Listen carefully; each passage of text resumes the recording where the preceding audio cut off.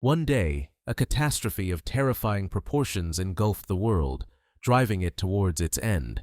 Horrific monsters, hungry to devour humanity, burst forth from the void and began to destroy everything around them. While some creatures could be killed by a well-coordinated group, others inspired such dread that any attempt ended in failure, resulting in mountains of corpses. And some monsters were so powerful that they could obliterate souls with a single glance at their enemy. People fought as desperately as they could, but eventually hope abandoned them all. However, in contrast to the horror inflicted by the monsters, stargates appeared from the void, restoring hope to humanity. Those people who were gifted had a chance to enter these gates and gain incredible abilities, allowing them to reclaim the world from the mighty monsters. The world had held strong for many years, and one of humanity's strongest bastions was Dawn City, whose territory witnessed tragic events that day. Robert Guardian was sent flying into the backyard of his own house by a kick. Rising to one knee, Robert cursed out his foster brother, accusing him of betrayal. Darren stood in the doorway with the Guardian family's personal lawyer, smirking down at Robert, who was covered in dust. The man in the classic suit stepped forward, giving Robert a condescending look and explaining that since Robert hadn't awakened his abilities by the age of 18, he legally forfeited his right to live within the awakened community. Robert was stunned to hear that Darren, as an adopted child of the Guardian family, had the right to take Robert's housing for his own exclusive use. And although Robert tried to argue his case, mentioning those who, despite being of age, didn't possess abilities, he was struck again for his insolence. Robert fell back onto the ground, barely hearing them condemn him for not respecting the city's laws. Gathering his papers, the lawyer prepared to leave, leaving Darren to deal with Robert. Raising his head, Robert noticed a sly look the man gave Darren, and barely heard him mention some kind of promise Darren had made. Smiling warmly at the lawyer, the guy said goodbye, guaranteeing that he'd keep his word. But no sooner had the man stepped outside the gate than a kick sent Robert crashing back to the ground. Roughly shoving the guy down, Darren put his foot on Robert's head, pressing him into the dirt, ready to reveal some major surprises. Smirking down at his defeated brother, the blonde confessed he'd been sabotaging Robert since they were kids, which is why he couldn't awaken his powers. Turns out, Darren planned to take Robert out of the picture to get his hands on everything he owned, guaranteeing him a comfortable and secure life. Furious at his brother, Robert tried to get up and deal with the scumbag, but Darren hit him with another devastating truth, hoping to completely break him. Turns out, Darren lied to their parents about their last expedition, claiming they'd find a way to help Robert awaken, but desperate to make it happen, they died. Realizing his brother was responsible for their parents' death, Robert collapsed in despair, kneeling right in front of the gloating Darren. Deciding to finally end this, the blonde kicked the guy back down and told him to get lost. Without looking up, lost in his grief, Robert got to his feet and walked out the gate. After taking a few steps from the house, he turned back and glared at Darren with a burning gaze, his voice cracking as he threatened that he'd be back, and he'd get revenge for himself and his family. But as soon as he turned away, his brother conjured a poisoned dart and silently launched it into Robert's neck. Looking at the loser with contempt, Darren was dead certain he'd never see his screw-up brother again. After leaving home, Robert wandered around the city for hours, without any plans, but with every step, his strength was fading. The poison spread through the guy's body, corrupting his flesh and killing his mind, eventually causing him to stumble. Gasping for air and trying to crawl on the ground, Robert croaked out a vow of revenge, but finally closed his eyes and lost consciousness, regretfully realizing he wouldn't wake up again. At that moment, the clouds above the guy lying on the ground thickened, and a light ignited in their very center. A second later, a pillar of flame shot through the heavens with incredible speed, hurtling towards the earth.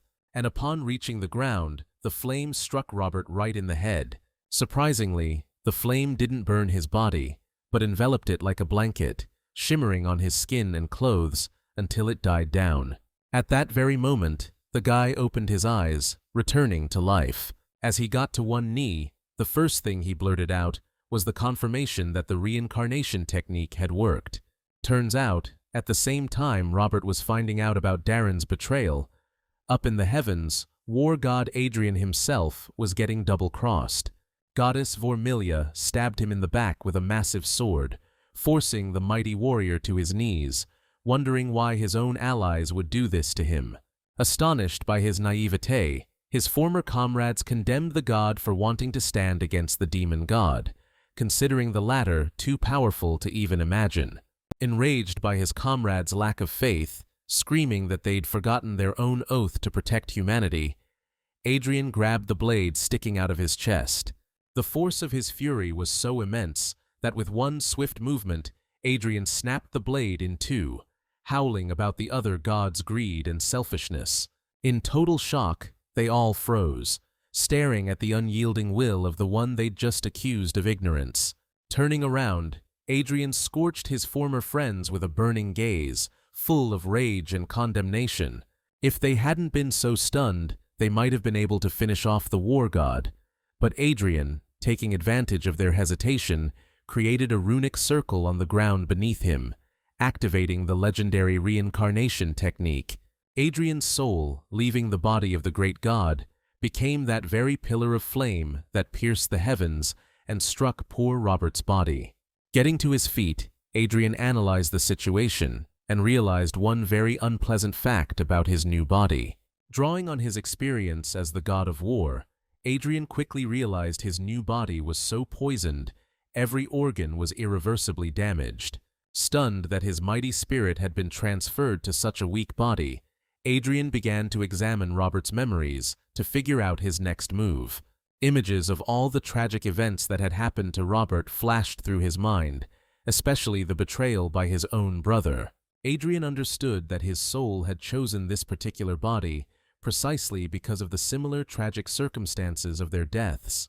Realizing that Robert's will was incredibly strong before death, Adrian, feeling respect, vowed to fulfill that will no matter what. And as soon as he said it, Robert's soul appeared before his eyes in golden flames, and knowing that his last wish was in good hands, faded into the air. Even though Adrian had made such a strong promise, he understood that because of the poison, Robert's body was too weak. But the great Adrian wouldn't have been the great god of war in his past life if he was afraid to take risks when the odds were stacked against him. Diving into his own memories, Adrian began searching for something that could help him cleanse his body and restore his former divine power. The answer was found almost instantly in the form of a secret technique, continuing the path of the reincarnation technique, the 6 paths of reincarnation. Adrian knew this technique would let him regain all the power he needed for his goals, but he also knew he had to enter the Stargate to awaken first. Gathering his strength, Adrian headed straight for the Stargate, eager to get stronger as quickly as possible. It didn't take him long to reach his destination and get to the gate, since it was visible from every street in the city. Approaching the area where the gate stood, Adrian considered his location and let out a relieved breath, deciding his former comrades would never find him in this new body. Before visiting the gate, the former god had to register, so he went straight to the counter, telling the man behind it that he wanted to undergo awakening. The man, however, addressing Adrian as Robert, made a displeased face and scornfully protested, saying that he had already tried to awaken twice this month. Hearing all this, Adrian cast an angry glare at the man and demanded he repeat it, while looking him in the eye. The man was clearly taken aback by such a change in Robert's character, and even lost his ability to speak. The man was snapped out of his stupor by Captain Harold of the Guard, who approached and wanted to know what was going on between them. While the man reported to the captain, Adrian used Robert's memories and learned that Captain Harold had been saved by the guy's parents in the past. Looks like the captain was a stand-up guy, because when he heard the report from the dude behind the counter, he immediately started reaming him out, reminding him how much the Guardian family had done for the city. Getting no answer from the subordinate, who was hanging his head in shame, Harold demanded Adrian's Star Awakening chart. When he turned to the kid, Adrian saw not an angry scowl, but a warm smile, which stirred up some pretty good feelings in the former god. But as soon as he took the chart, Harold put a hand on the guy's shoulder and whispered that he should be more careful if he screws up the awakening this time too. Even though the words were pretty threatening, Adrian understood they were said with concern for the family's son, the family that had once saved him. That's why Adrian watched the captain leave with a grateful smile. Not wanting to waste any time, Adrian turned away from the registration desk and headed straight for the Stargate. Approaching it, he pulled out the chart Harold had given him and raised it above his head, after which it flew up and was immediately swallowed by the gate. Adrian, taking a breath before this big step, immediately stepped through after it. A golden haze instantly blinded the guy, which dissolved a couple seconds later, revealing a huge open plaza filled with others trying to awaken. Adrian tried to take a step, but his whole body immediately started shaking. His poisoned system just couldn't handle the pressure of this awakening place. The guy realized that reaching awakening under these conditions was going to be a real uphill battle. He glanced over and saw one of the other candidates get hit by a bright beam of light. It was coming from a star that guy resonated with. He remembered the more starlight you pull, the bigger the transformation your body goes through. Turning his head the other way, Adrian sadly watched a man drop to his knees in despair. He couldn't resonate with any star, which meant he'd stay just a regular dude. Lifting his head, Adrian tapped into his warrior god senses and spotted a star his body could resonate with, but his current form was just too weak. The situation sucked. Even if he managed to snag some starlight and be reborn, the transformation wouldn't be complete. But Adrian wouldn't have been a warrior god in his past life if he wasn't willing to gamble. So, he started channeling the 6 Paths reincarnation technique, summoning as much spiritual flame as his former divine soul could muster. He used all his past life experience to make the flames burn bright and strong enough to cleanse his new body. The fiery silhouette blazed brighter every second, bathing Adrian in heat he didn't even notice. When the silhouette got so intense it could blind you, the fire swirled around the guy's body, reshaping him. At first, the flames were calm and steady, but in an instant, they accelerated into a raging firestorm. As the firestorm began to dissipate, a runic circle formed beneath it, corresponding to the technique Adrian, standing in the very center, was about to use. As if noticing the light of the flames below, the largest star, like a sun, blazed even brighter directly above Adrian. And a moment later, a pillar of its light pierced the heavens and rushed towards Adrian, who readily accepted it. His body seemed to melt in this light, transported to where his transformation was to continue. The light from the star, with which Adrian's body resonated, was so strong and bright that the other test subjects stared at him in amazement, seriously thinking it was the light not of a star, but of the sun. In that instant, Adrian found himself in open space, alone with the star that had chosen him. Its flames immediately engulfed Adrian's body, who was ready for it and tensed, preparing to tame it. The flames burned the guy's body with excruciating pain, threatening to incinerate him if his willpower failed. However, in a furious burst of emotion, Adrian endured the pain of the flames. The rage on his face screamed louder than words.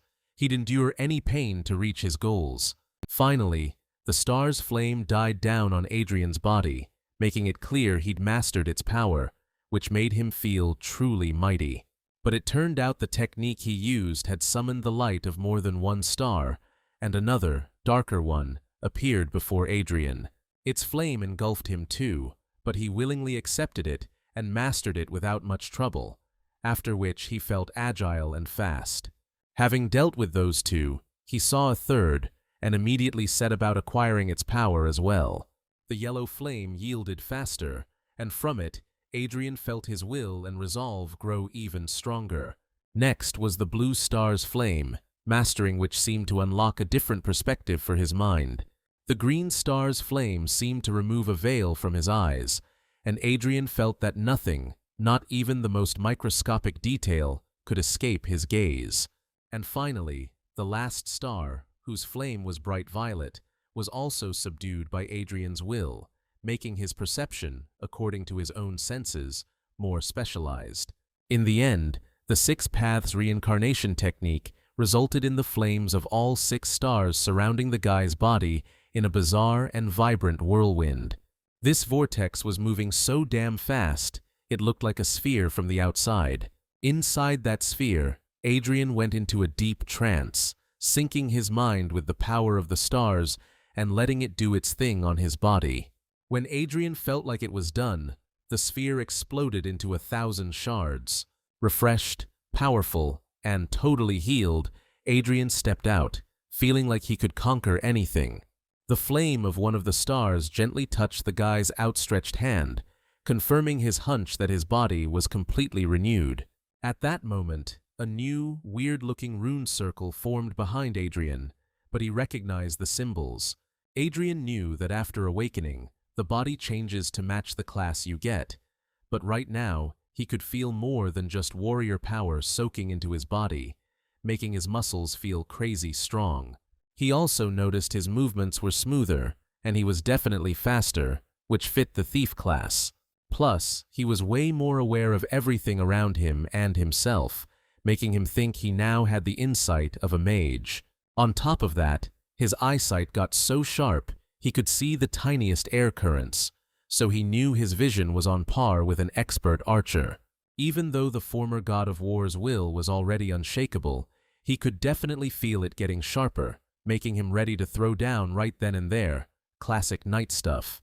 Finally realizing it was over, Adrian was pretty surprised at how much his senses had leveled up, and he knew that even the summoner's final class perks were now open to him. Adrian was totally blown away that he'd unlocked all 6 classes. Even in his past life, he'd only heard rumors of a couple of guys unlocking more than 1, and even then, it was never more than 2. Clenching his fists with pride, the guy smirked, realizing that he was going to crush even his old self. Looking up, he saw the space around him starting to crumble, which meant the awakening process was almost done. In that instant, Adrian closed his eyes, then snapped them open again, stepping out of the Stargate and back to where he started. And as he came out, he ran right into the one thing he definitely didn't want to see: Darren. He was already launching into some trash talk about Adrian's totally pointless attempts to awaken, or so the blonde thought. Glaring at the jerk, Adrian, not wanting to waste any time, told him exactly where to stick it. Darren was stunned by the disrespect from someone he'd been kicking around just hours ago, who was now walking away like the blonde wasn't even worth the dirt under his fingernails. Rage instantly boiled in Darren's blood. He couldn't figure out how Robert, the guy he'd messed with, was now walking around like nothing happened. Furious at the way things were going, the blonde whipped out his daggers and screamed at his brother, ready to end this jerk right now.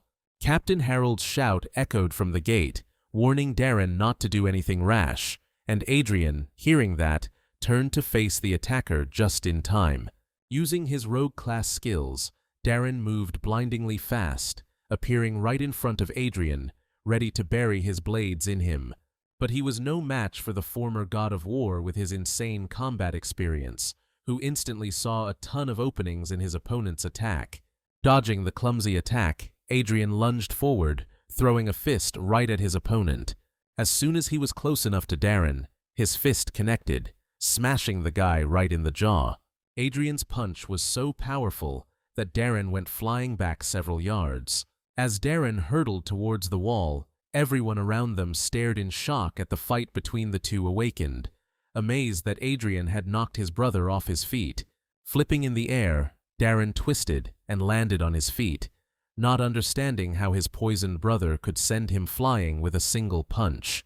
And even though he was ready to jump Adrian again, the sight of him ready for a fight froze him in his tracks. Captain Harold jumped between the fighters instantly, yelling at Darren. Harold shot the blonde a furious look, hearing him complain that the guard captain was way too soft on the Guardian family's son and wondering why he hadn't been fired yet. Harold, totally ticked off, glared at Darren, pointing out that anyone with eyes could see Adrian had awakened, meaning Darren had no right to attack him. Darren wanted to fire back, but the crowd's surprised gasps cut him off. They were all blown away by how the newly awakened kid shut him down with just one hit. Darren was fuming, glaring daggers at Adrian, but he couldn't do a thing about it. So, without a word, he just turned and stormed off. Smirking as he watched him go, Harold walked over to Adrian and whipped out his portable analyzer to check what class the kid got. Looking at the screen, Harold saw the warrior symbol and immediately congratulated Adrian with genuine enthusiasm. He commented that it made way more sense now how Adrian managed to send Darren flying with a single punch. The same people who used to see Adrian as a loser who couldn't awaken were suddenly grinning at him, impressed with how he nailed that dumb brother who decided to charge head-on at a warrior. Adrian smiled back, but inside he was relieved he'd managed to hide the fact that he'd unlocked more than one class, only showing the warrior class, because he was worried that this special ability could cause him problems. Harold clapped the guy on the shoulder, beaming, and congratulated Adrian again from the bottom of his heart. Pulling the card from the analyzer, Harold handed it to the guy, urging him to head to the Warrior Academy for training ASAP. Taking the card, Adrian examined it and sighed, promising to give it his best shot. But, to Harold's surprise, Adrian tucked the card away and asked the captain when the monthly talent assessment was, and the guy replied, "It was happening today." Even as Harold answered, he shrugged, surprised, asking the guy if he was planning on going to the assessment just after awakening. Getting a yes, Harold put his hand back on the guy's shoulder and looked him dead in the eye, trying to talk him out of doing something rash. He explained that right after awakening, people get student status and have to go to the academy, so they can take the talent assessment after 1 or 3 years. Usually, it's only after training that an awakened person gets their one and only shot at getting a class-related talent. Harold warned him that this chance really is the only one, and if you screw up the test, the talent could be garbage and ruin your whole life. Adrian, to the captain's surprise, just smiled calmly, assuring the guy that everything would be fine, and he was totally confident in his plan. Turning away, Adrian said goodbye to the captain and headed straight for the trucks that would take him to the test site. And even though he thought Darren was gone, Darren was watching from the shadows, giving the guy a dark look, thinking his decision to go for evaluation right after awakening seemed unbelievably cocky. Turning his head, Adrian noticed the jerk and figured he should keep an eye on him, because Darren definitely wouldn't give up trying to off his brother. There are a seriously crazy number of monsters roaming around outside the city, and even though they're scared of the Stargate's light when they're alone, when they gather in huge hordes, the creatures throw caution to the wind, attacking peaceful human settlements. And even though the awakened fight the monsters in large squads, every single sortie comes with casualties. The soul of everyone who fought for humanity against the monsters achieves immortality under the light of the stars, and their tombstones radiate huge amounts of star energy, distorting space and forming a special dimension known as the Lands of Starlight Gifts. It's there that every newly awakened person takes part in a talent evaluation to continue the glory of their ancestors and to receive a matching talent from their predecessors. On the way to the talent evaluation area, Adrian used his mage's insight to easily read a pretty thick book about the trial ahead. He read that the area around the city is mainly infested with undead, so he needs to focus on those monsters when preparing. Adrian remembered in his past life, without any support from his elders, he was only able to obtain a gold-tier talent through his own hard work. He'd read that only 1 in 10,000 people gets a gold tier, and most people get white, the lowest rank. What Adrian found interesting was that only 1 in a million can get an epic tier talent, which is what he was aiming for.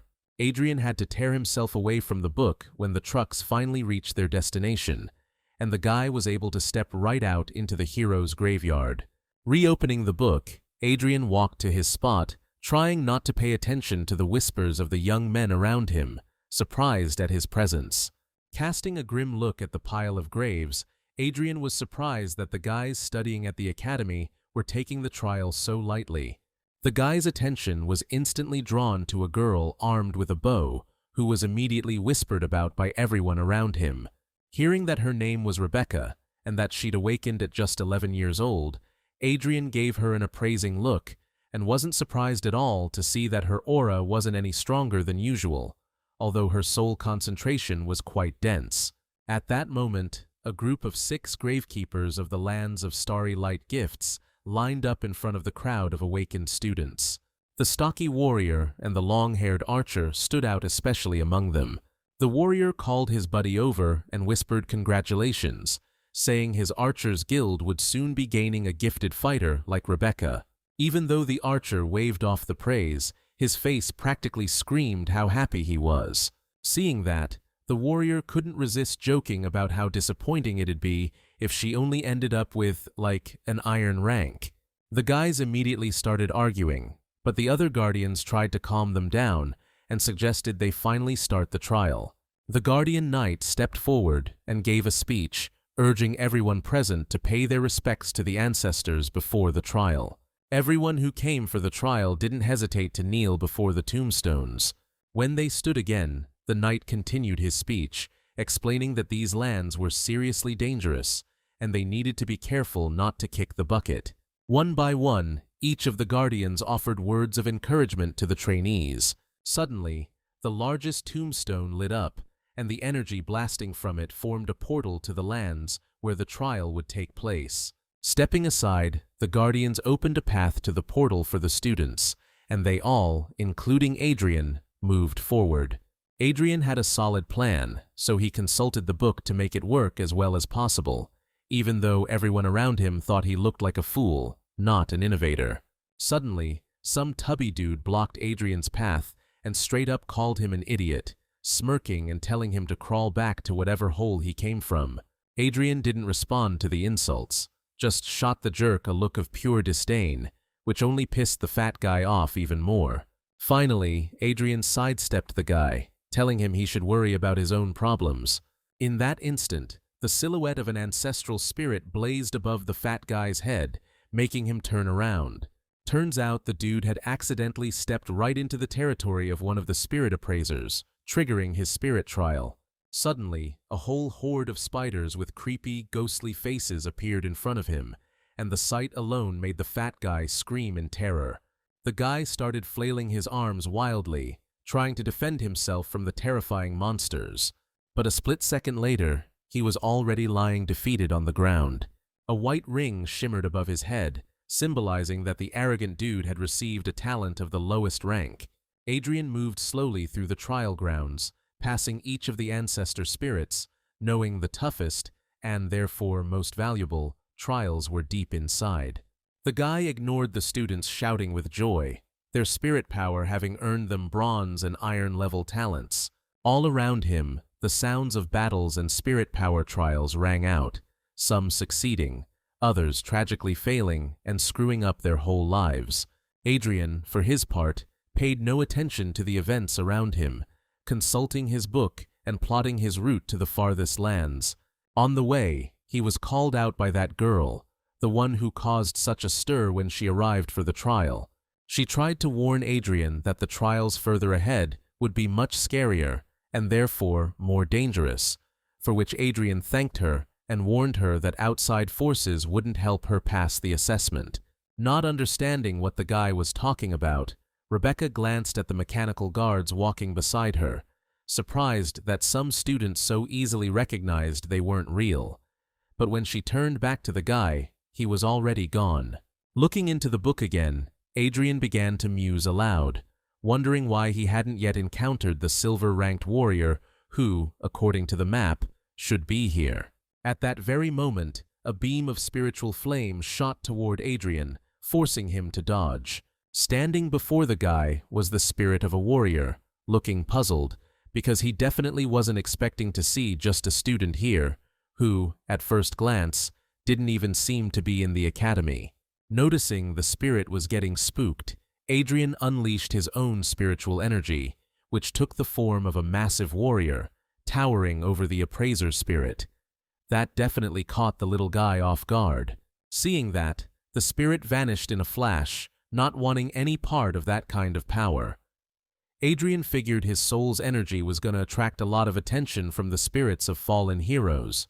Even though it was just swirling, smoky darkness around, lit by faint starlight, Adrian knew exactly where he was going, thanks to the book.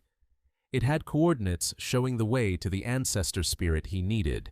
Checking the book, the guy looked around, using the vanished spirit's tomb as a landmark, and headed right, searching for more powerful spirits. No sooner did he get close to the starry tombstones again than two spirits materialized instantly, their spiritual light blazing towards Adrian.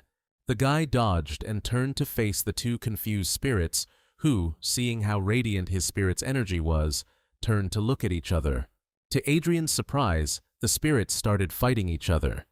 The guy figured his soul must be so appealing they were willing to throw down for it. Giving an awkward smile, the guy bolted, tossing back an apology for not being able to choose either of them for his trial. Adrian went deeper and deeper, meeting more and more spirits eager to give him a trial and bestow their talents on him. Passing a mighty warrior, Adrian came across the spirit of a nimble, quick girl, trying to stay in his sight as long as possible, but he turned her down too. When Adrian saw the curvy sorceress's golden spirit, he even blushed, and couldn't take his eyes off her attractive figure for a long second. But turning away, he moved towards his intended goal. For hours, the guy traveled through the lands of talent assessment, searching for epic rank spirits, but he couldn't find any. Still, the fact that even golden spirits were paying attention to him. Passing by one of the trees, Adrian heard the sounds of a battle. Deciding to take a short break from his monotonous search, he headed towards the noise to see what was making it. Stepping into an open clearing in the forest, the guy saw the golden light of a trial. It was Rebecca, fighting to obtain her talent. Even though Adrian had warned her, the scene before him made it clear she hadn't listened. Even she didn't understand why her ancestor's spirit was attacking her so fiercely. Enraged, the golden archer attacked the girl with a hail of arrows, unwilling to give her his talent. As they landed in the ground, the golden arrows were engulfed in turquoise flames from tip to fletching, until they were completely transformed. The arrows turned into monsters, which immediately pounced on the girl, who was being shielded by her puppet guardians. The girl decided that her ancestor was seriously trying to off his own descendant, even though she really couldn't figure out what she'd done to piss off the golden spirit. Expecting to only fight the spirit, Rebecca was stunned to see such powerful monsters, the kind a regular student couldn't handle. Refusing to give up, the girl took down every monster charging at her with well-aimed shots. Even when she couldn't block attacks from behind, her puppet guards bravely shielded her, throwing themselves into the creature's jaws just to keep their mistress safe. Looking up from the corpse of one of the monsters, the girl saw her ancestor's furious snarl as he aimed another arrow at her, yelling that Rebecca wasn't worthy. Another arrow shot towards the girl with incredible speed, ready to pierce her body. But Rebecca wasn't about to let that happen, so she jumped out of the way. In turn, the arrow transformed mid-flight into another monster whose jaws were ready to tear her throat out. With a precise shot, so fast it was hard to see, the girl took down the creature and, breathing heavily, talked about how her grandfather always called her the most talented in their family. Raising her desperate gaze, she saw that one of her mechanical guards was almost completely destroyed. Tears welled up in her eyes, not understanding why her ancestor deemed her unworthy and wanted to end his own descendant. The spirit, however, ignored the girl's tears and aimed a new arrow at her, shouting in a voice full of rage that she wasn't worthy of his power. Standing up straight in front of her ancestor, the girl glared defiantly into the spirit's anger-filled eyes and yelled, asking what she had done to deserve his fury. Peeking out from behind the tree, Adrian calmly asked the girl if she honestly didn't get what she'd messed up. Distracted from his original goal, the golden spirit glanced at Adrian and instantly froze in astonishment at how powerful this guy's aura was. Seeing her ancestor's surprise, the girl instantly felt rage and shot him another defiant look, yelling about how hard she'd honed her skills and strengthened her soul. Summoning all her willpower, Rebecca stared firmly at the spirit, relentlessly vowing that she absolutely would not be denied the talent inherent in every member of her family. Drawing back the string of her bow, the girl screamed that she'd loose her arrow even if it killed her. In that instant, her body was engulfed in harmless golden flames, characteristic of the spirit she was fighting, making Rebecca realize she'd resonated with her ancestor. Adrian smiled and pointed out that the talent assessment trial was primarily about willpower, courage, and spirit, not just brute strength. The guy said that the mechanical guardians protecting her during the fight were a sign of her fear of combat, which is why her ancestor was calling her unworthy. The golden light of the trial finally faded, and Rebecca understood that the test had ended in complete victory. Letting out a heavy sigh, she noticed how tense every muscle was after that exhausting fight. The golden archer reached out, and flames from his hand touched the girl, healing her and granting her what she came for. Rebecca, proud and pleased with herself, had passed the test, and thus received the golden talent mark associated with her family. Watching from the sidelines, Adrian smiled, seeing the girl receive something that would make her life incredibly prestigious. As the spirit faded into the air, Rebecca turned to him and awkwardly thanked him for the advice he'd given her.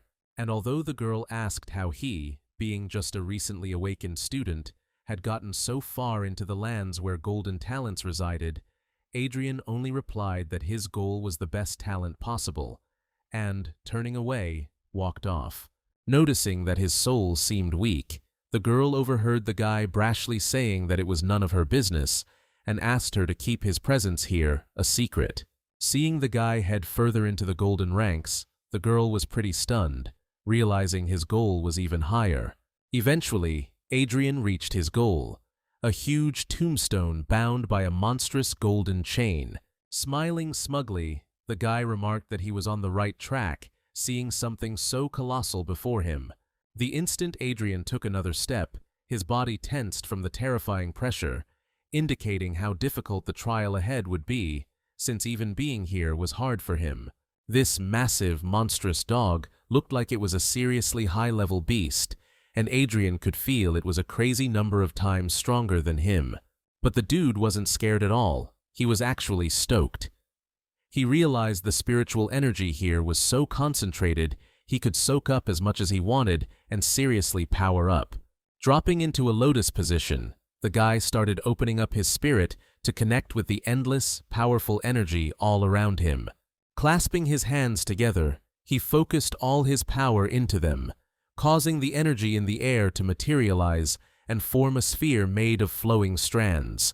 At the same time, a bright blue rune circle appeared out of thin air behind Adrian, helping him absorb the surrounding energy flows. Finally, he stood up straight, and the energy flows dissipated, because Adrian had absorbed the maximum amount for a student-level dude. After all that, the guy could feel his strength had increased sixfold, which meant he could totally handle the pressure of this place. Raising his eyes, he boldly stared at the monstrous dog guarding the tombstone. As soon as he stepped closer, Adrian caught the hellhound's attention, and it, which had been lying peacefully, rose to all fours and growled menacingly. The huge beast, whose jaws could tear apart a whole crowd with one bite, stood before Adrian, ready to wipe out anyone who dared to show up for this epic-level challenge. But Adrian, a former war god, wasn't fazed by the terrifying sight one bit, and stepped forward boldly. In a flash, the monster lunged at the guy with all four paws, ready to tear him to shreds. But Adrian wasn't about to go down that easily. A rune circle appearing behind him gave Adrian the boost he desperately needed, and using that sweet skill, he charged into the fray. He was so unbelievably fast that the hellhound, snarling viciously at its opponent, couldn't keep up with the warrior flashing like lightning. Dodging another strike, Adrian smirked, calling the hound just a pup, incapable of putting up a decent fight. In that instant, the dog let out a monstrous roar so loud that Adrian had to brace himself to protect against it. Blind with rage, the dog charged straight at the guy again, ready to finish him for his insolence. And even though its jaws were almost clamped down on Adrian, he just smirked, not moving an inch. Just as they closed, Adrian passed right through the upper jaw of the dog's mouth, like walking through a dense wall of fog that did no harm. Adrian stood on top of the hound's jaw, noting with satisfaction that a real hound wouldn't have reacted to the taunt, unlike this dog, which had flown into a rage. With one flick of his finger, the ever-confident Adrian shattered the dog form, breaking it into hundreds of shards. Landing smoothly, the guy proudly adjusted his clothes and glanced at the staircase the mighty beast had so fiercely guarded. Before Adrian lay a view of incredibly majestic gates, the gateway he was destined to pass through. As he approached, the gates swung wide with a loud rumble before the brave warrior who'd come to prove his worth. And though confidence shone in his eyes, Adrian was a little on edge about what was happening now and what was about to go down any second. Staring straight ahead, the guy took a deep breath and stepped forward proudly, like a worthy warrior who'd earned the right to gain power. Though these gates were called hellish, beyond them Adrian saw a rather calming scene, a waterfall and lake surrounded by cliffs and ancient trees. But the guy had no time to admire the scenery, because the instant he stepped closer, a pillar of scorching flame shot toward him with incredible speed, forcing him to dodge. Turning towards the source of the flame, Adrian only caught a glimpse of a fire-engulfed blade hurtling towards his face. Having only just noticed the blade, Adrian didn't even flinch as it stopped a hair's breadth from the face of the one who dared come seeking epic talent.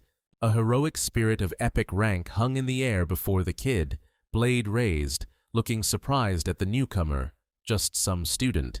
Looking the warrior straight in the eye, Adrian told him to cut loose, saying he didn't get here by luck, but 'cause he wanted to see what an epic rank could do. Stunned, the warrior spirit stared at the student, baffled how some newbie dared come this far just to see what an epic rank was all about. Grinning slyly, Adrian chose his words carefully and asked the warrior to finally start the test, 'cause he was gonna show the spirit the full power he had. Softening, the warrior sighed and corrected the kid, pointing out that just getting here didn't mean he could beat an epic rank, but then smiled and agreed to show his might. In that instant, with a snap of the warrior's fingers, the kid was in an arena, looking around in surprise. Analyzing the situation, he realized his spiritual energy had quadrupled, breaking through the restrictions placed on his student status. Turns out, the warrior hadn't moved their bodies, but transported Adrian's mind and his own straight into the arena, leaving their bodies where they stood. Meanwhile, 5 more spirits were watching Adrian's and the warrior spirit's bodies, their energy shining with the bright light of epic rank. They were clearly stoked when they saw someone finally come to their lands seeking epic rank talent after so long, even if they were surprised the guy was just some nobody student. One of the spirits was seriously ticked off that the warrior spirit got to Adrian first, since he was planning to test the kid himself after the hellhound fight. Meanwhile, Adrian, already geared up with his sword, was warming up, still blown away that the epic rank was so powerful it could just teleport him to the dream world on a whim. The warrior standing in front of Adrian swung his blade and hurled it sideways, burying it in a rock. Spreading his arms, he told Adrian to bring it on, ready to fight on equal footing, since the spirit himself had sized up their power as being about the same. Smirking, Adrian pointed out that his opponent was being a little cocky, thinking he could beat him without a sword in a fair fight. A split second later, the kid charged into battle, using every combat skill and bit of experience from his past life to give his opponent 0 openings. And even though the spirit fought like crazy, he knew that even with a sword, he'd be struggling to defend himself, let alone unarmed. The guy was giving it everything he had, but Adrian was crazy fast and attacking with everything he could throw at him. Finally, the warrior spirit couldn't dodge the final attack, and the kid held his blade to his throat. The warrior was genuinely stunned at how strong this student was, especially after he'd been so bold in front of an epic rank spirit, even though he'd only recently awakened.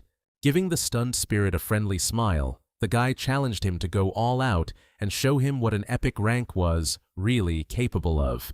Focusing on the fair fight ahead, the man reached out and summoned his blade, which ripped itself free from the stone. Grinning at the coming clash, both warriors charged at each other, eager to cross swords and find out which of them was stronger. The warriors' blades collided, striking sparks in an awe-inspiring dance of battle. And even though the warrior spirit fought desperately, one mistake was all it took for the former war god to land a precise thrust with his blade. And that single strike was enough to knock the blade right out of the stunned opponent's hands. The warrior spirit was totally bewildered, because he genuinely couldn't understand how a mere student could have defeated him. You could see the incomprehension in his eyes as he looked at his hands, as if doubting his own power. Pleased with himself, Adrian figured the results of his trial were satisfactory enough to finally receive the epic rank talent he deserved. But just as he was ready to get his reward, the warrior spirit suddenly dissolved into thin air, leaving Adrian confused. Back in his own body, Warrior eyed his opponent with curiosity, the guy's mind still lost in the dream world.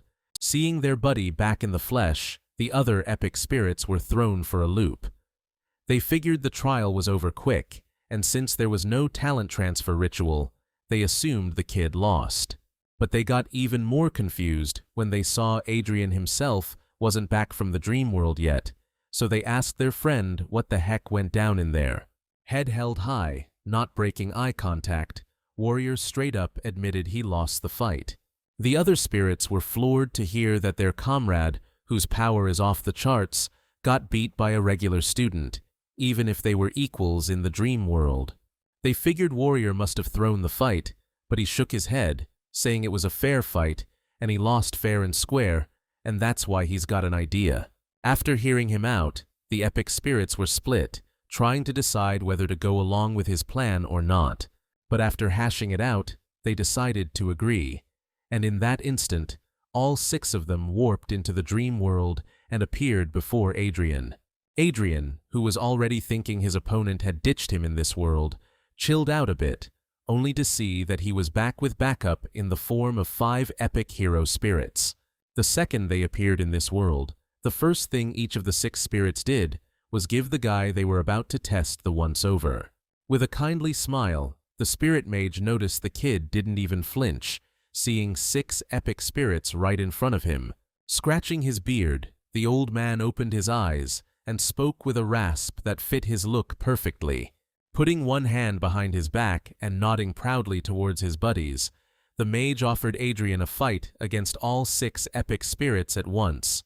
Looking at the newcomers, confused, Adrian heard that if he won, he'd get an epic talent from each of them, and his eyes lit up, realizing what was happening. Behind the spirit men stood an archer and a summoner, who, after sizing up the kid with a sneer, suggested he leave with the warrior's talent, since he didn't look strong enough. In response, the former god of war laughed like a maniac, genuinely enjoying the whole situation. Raising his gaze proudly and lifting his sword, the kid expressed his desire to accept the challenge and his unwavering readiness for battle. The mage frowned, calling the kid cocky, and the knight called him arrogant, though he seemed to like it even more.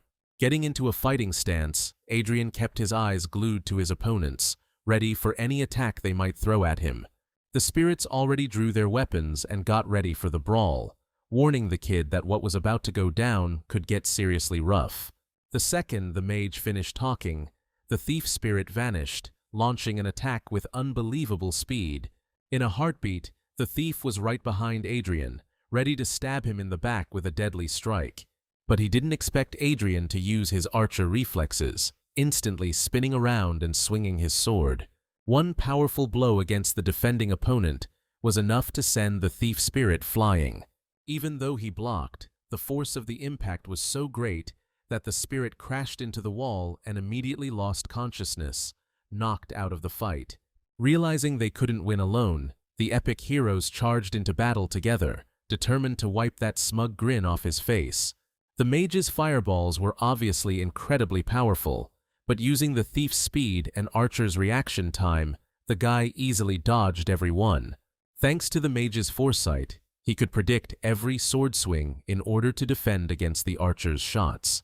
The mage spirit tried to use a paralyzing blast to stop the guy and let his knight teammate strike, but for some reason, Adrian ignored the spell's effect, rushing straight toward the old man. Right in the mage spirit's face, the guy swung to strike, happily noting that the knight's physique and willpower provided excellent protection against magic. Another one-hit knockout. Adrian takes down the mage, making sure magic won't be a problem in this fight. Spinning around, the guy used every ounce of his reaction time to deflect the archer spirit's arrows, sending them right back at her. She dodged the arrows, but Adrian was on her in a flash, swinging his blade and taking her out too, leaving only 3 opponents standing. The night spirit cursed, complaining to the summoner spirit that he couldn't keep up with him, and she begged him to stall Adrian so she could summon a massive bear to back them up. A quick ritual was all it took, and a gigantic, monstrous bear rose to its full, terrifying height on the arena. The night spirit didn't fail, raising his mace and using his ability to freeze Adrian in place. In that instant, the bear lunged at the guy, ready to tear him apart with its claws. Even though the bear was created by the summoner spirit, Adrian's summoning powers were stronger, and he seized control of the bear, forcing it to attack the knight, taking him out of the fight with a single blow. Instantly appearing next to the girl, Adrian gave her a sly grin before striking. Just like the others, Adrian took her down with a single hit, knocking her out cold. Turning to the last epic rank spirit, Adrian asked if he'd fight, but the warrior just smiled, saying he'd already lost before it even started, so there was no point. Adrian turned and saw that all the epic rank spirits had already stood up and were acknowledging his victory.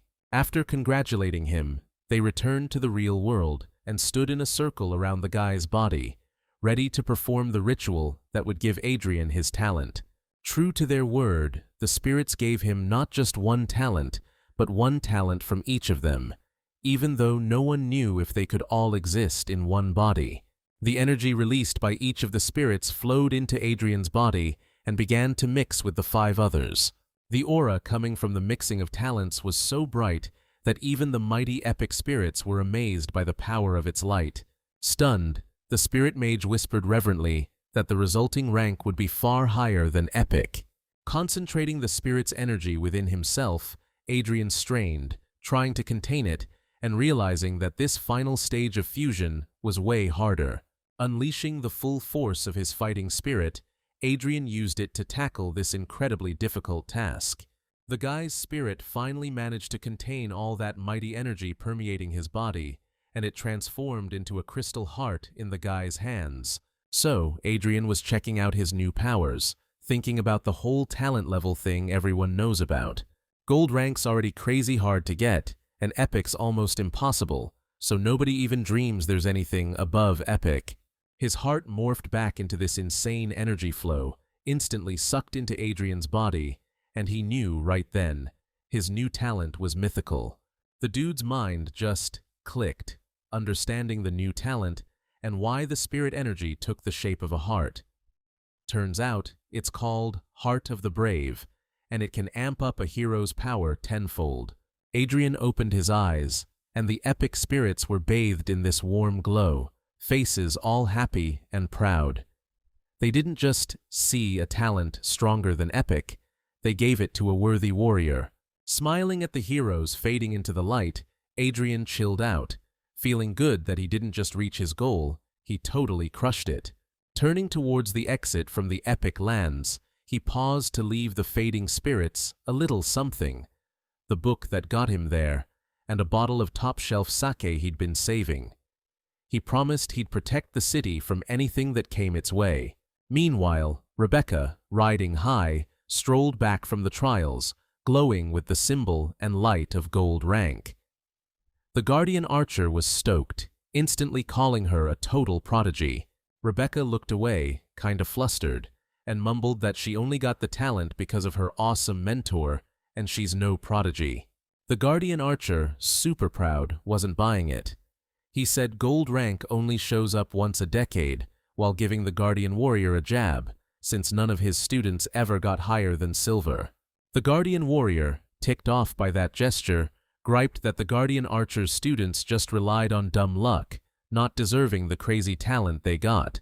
And even though the guardian warrior insisted a warrior could be awakened strong enough to snag a gold rank, all he got back was a nasty smirk from his buddy.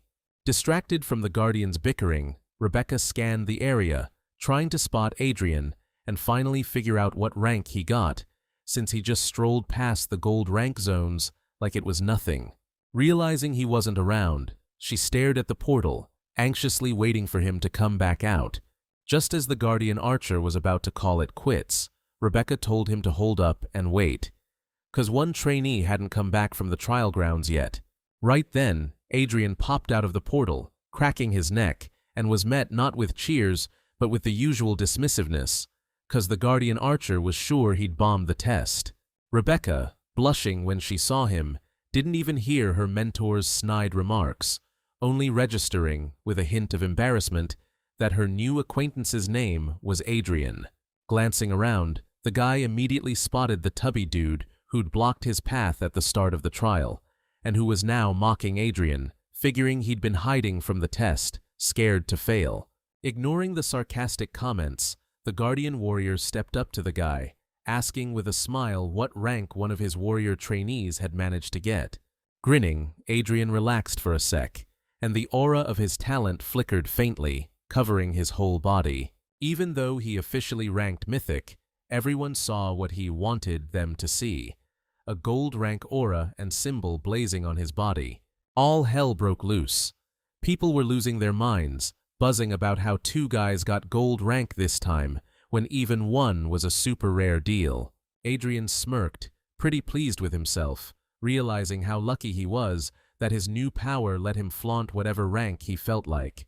Hands on his hips, the guy didn't even glance at the arrogant jerks who'd been giving him grief, and just told them loud and clear they should worry less about picking on people and more about getting stronger, which totally threw the stunned fat guy for a loop. Only Rebecca, whose flustered gaze Adrian caught, couldn't figure out why he only got gold rank, seeing as he went way beyond where the gold spirits were. Like he was reading her mind, Adrian put a finger to his lips, reminding her he asked her to keep quiet about where he went in the trial grounds. Even more flustered by the attention from her new acquaintance, Rebecca just wondered how many secrets Adrian was keeping from everyone. While she was thinking, the Guardian Warrior rushed over to Adrian, grinning ear to ear, clearly stoked that one of his trainees finally snagged gold rank. But Adrian, not digging the touchy-feely vibe, told him to back off, calling him Beardo. Hurt by the unexpected name-calling, the Guardian took a step back from Adrian, pulling his hand off his shoulder, but a second later, he brushed it off, deciding that his trainee getting gold rank was way more important than hurt feelings. So he clapped him on the shoulder again, beaming and saying how proud he was of his student.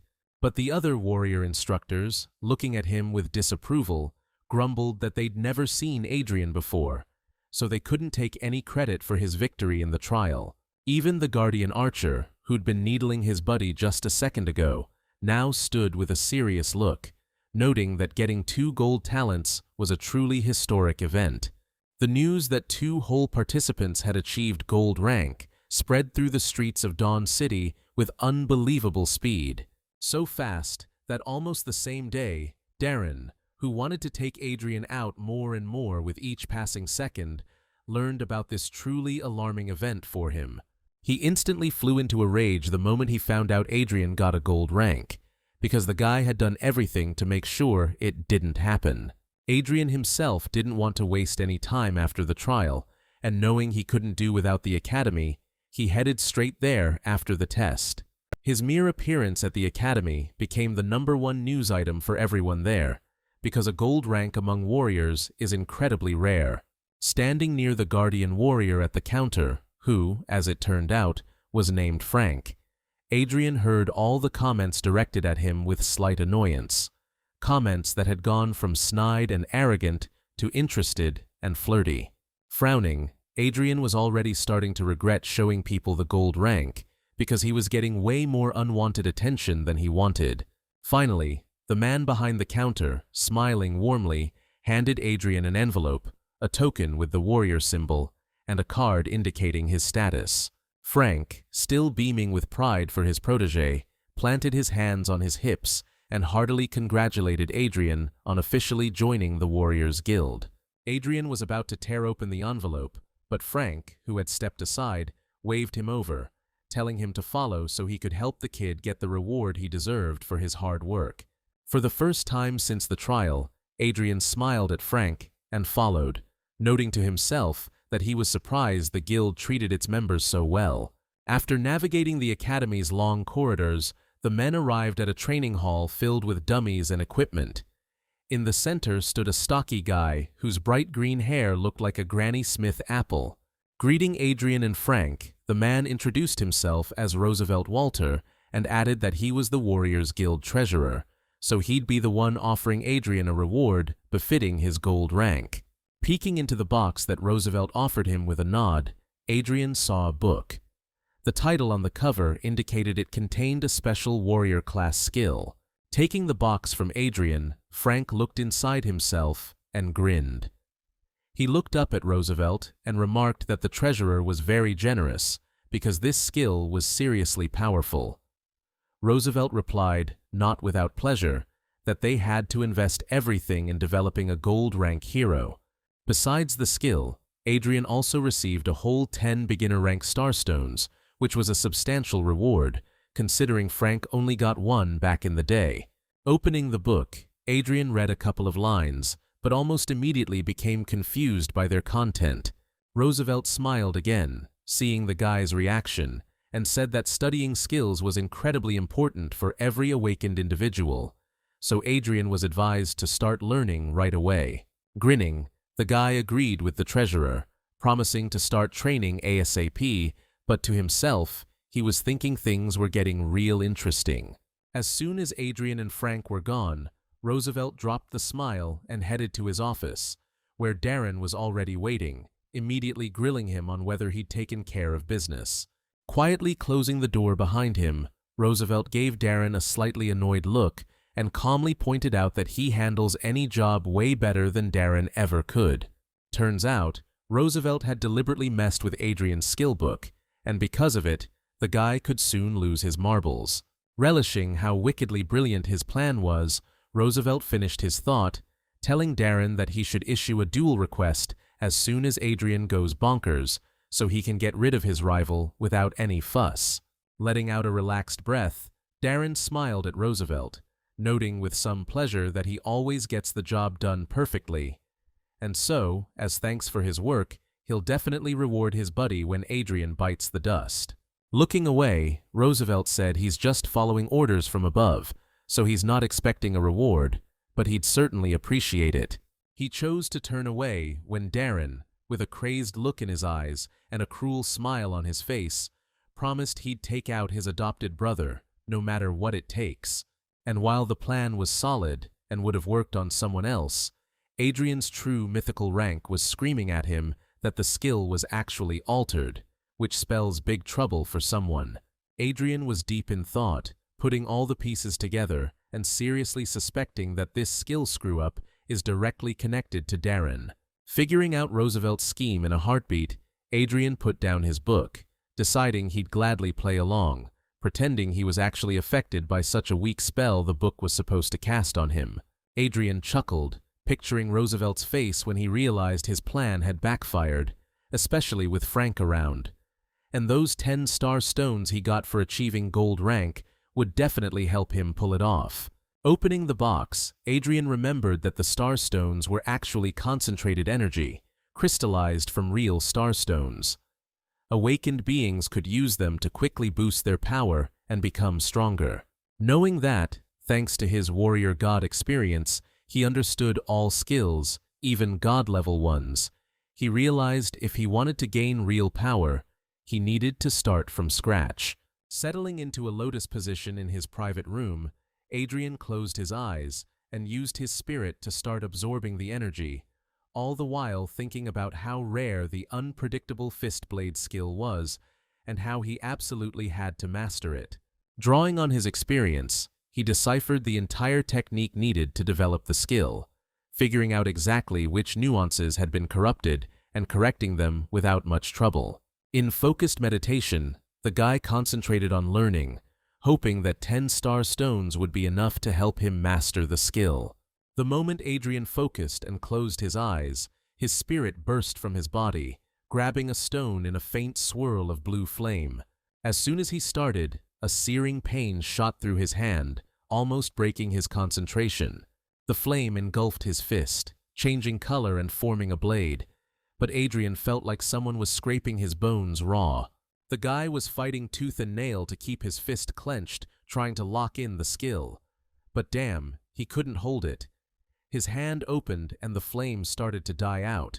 Even though he'd gotten the power of all 6 skills and his talent was off the charts, he realized he'd underestimated this one. No way he'd master it in one shot. His hand was already red and shriveled from the fire. Knowing it'd take a normal dude at least a year, Adrian smirked. With his power, he wasn't about to drag his feet. He'd master this thing ASAP, no doubt about it. Focusing again, Adrian used his willpower to make his hand blaze with that bright pink flame. This time, it was taking a much clearer blade shape. Exhaling with satisfaction at his progress, the guy stood up and with one flick of the wrist, made the sword fly off the wall and right into his hand. Forcing his energy to form the blade around his hand again, he swung it at the wall with so much force that a pretty big crack spiderwebbed across it. Staring at the crack, moving the blade around easily, the guy noted with satisfaction that the skill was seriously powerful. The time and resources spent learning it were totally worth it. Relaxing his hand, he recalled the energy and remembered that even when he ranked up, his skill level would get a boost too. The second he stepped out of the training room, Darren was right there, looming over him. That hungry look in his eyes said he wasn't leaving without a fight. Grinning slyly at his brother, Darren pulled out a formal challenge and walked towards Adrian, not afraid at all, challenging him to a duel to decide who would inherit the Guardian family. Darren shoved the duel contract in Adrian's face, asking loud enough for everyone to hear if he accepted the challenge, and heads swiveled their way. Hands on his hips, Adrian looked at Darren with a smirk, clearly stoked that he'd called all this, and digging the attention they were getting. Grinning, the guy pointed out that he was awakened now too, which meant the whole inheritance was his and his alone. Caught off guard, Darren glanced around nervously, hearing everyone start to trash-talk him for trying to steal Adrian's rightful inheritance. Hearing someone yell to kick him out of the academy, Darren freaked and waved the paper, claiming the duel was approved by the awakened council. The warriors around them looked at the paper, baffled, wondering how the council ever let this beef happen in the first place. Knowing no one would touch him now, Darren puffed up his chest and turned back to Adrian, saying that refusing would mean giving up any claim to the Guardian family fortune. Even though Adrian felt rage, he knew it was just leftover baggage from the dude whose body he was in, and Darren wasn't worth even a drop of his hate. Smirking like a weasel, Darren asked if Adrian would agree to a death match, clearly banking on Adrian still being out of it. Something flashed in front of Darren, and when he blinked, Adrian was already a few steps away, casually reading the contract his brother had just been holding. Stunned by the insane speed, Darren just stared at his hand, where he swore he'd been holding the paper that Adrian now had. Giving the confused dude a look of pure disdain, Adrian held out the paper and, with a voice like steel, accepted the challenge.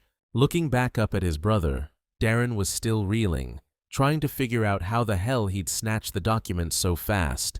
Still, Darren wasn't scared. He was stoked they'd blown the element of surprise with the fist blade skill, meaning Adrian was about to lose it. Getting into his stance, Darren braced for the attack, 100% sure that, today, he'd finally put his annoying brother down for good. Even though his opponent was ready to throw down, Adrian was chill, knowing there was no way Darren could win this. In a flash, dark green energy swirled around Darren, and his blade lit up with a bright green glow. Then, in another instant, he vanished from where he was standing and suddenly appeared to Adrian's left, blade ready for a killing blow. At the same time, his energy took the form of a snake, and the blade shot towards Adrian's throat, ready to slice it open and end the poor sap's life. With a flick of the wrist, the hero blocked the attack and deflected it, smirking as he noted that Darren was just repeating the same old moves. Darren, freaking out because he was getting his butt kicked, couldn't believe his opponent was so skilled, that he'd figured out all his moves and countered his attack. Seizing the chance while Darren was exposed, Adrian unleashed his new Blade Fist skill. With one of his signature hits, he sent his opponent flying. Darren slammed onto his back, a real bone-jarring hit, but using his thief reflexes, he flipped back to his feet, glaring at Adrian. He was completely baffled, because he expected Adrian to be out of it after using his new skill. Adrian, all smiles, soaked up the cheers and support from the other warriors, yelling at him to show the thieves what they were made of. But another thief standing nearby said Darren was a loser and told them not to associate him with the Thieves' Guild. Frank stood nearby, watching the fight with a satisfied look, analyzing every move, saying out loud how proud he was of the Warriors Guild's new gold rank, since Adrian had mastered such a difficult skill so quickly. Lunging forward, Adrian used the Blade Fist skill again, planning to hit Darren even harder. His strike landed again, and even though his opponent blocked, he still went flying from the sheer force. Clearly enjoying beating this punk down, Adrian noticed his opponent was pretty tough, still standing after taking such a beating. Straightening up, the guy pulled open the collar of his cloak with his less injured hand, showing off a gold protective vest that helped him take hits, naturally not letting the enemy off the hook without a snide comment about how weak he was. Opinions were split on Darren wearing protection, though. Some thought it was a cheap shot, while others pointed out the rules didn't ban it. A desperate obsession with winning blazed in Darren's eyes as he screamed that he'd finally make Adrian bite the dust. Lunging forward again, he readied his blade for another attack. His energy now took the form of two snakes, ready to tear into his opponent's throat, and Darren himself, pushing his skills to the limit, closed in on the enemy. This time, without even a hint of a smile, Adrian called Darren a small-minded jerk, fearlessly facing the incoming attack. Again, with a single, effortless movement, Adrian used Fistblade to block the powerful attack without breaking a sweat. Fear flashed in Darren's eyes, because he clearly didn't expect his opponent to block his strongest skill so easily. Looking at his enemy with contempt, the guy smugly pointed out that he'd just been playing along with Darren, letting him think his armor would keep him safe.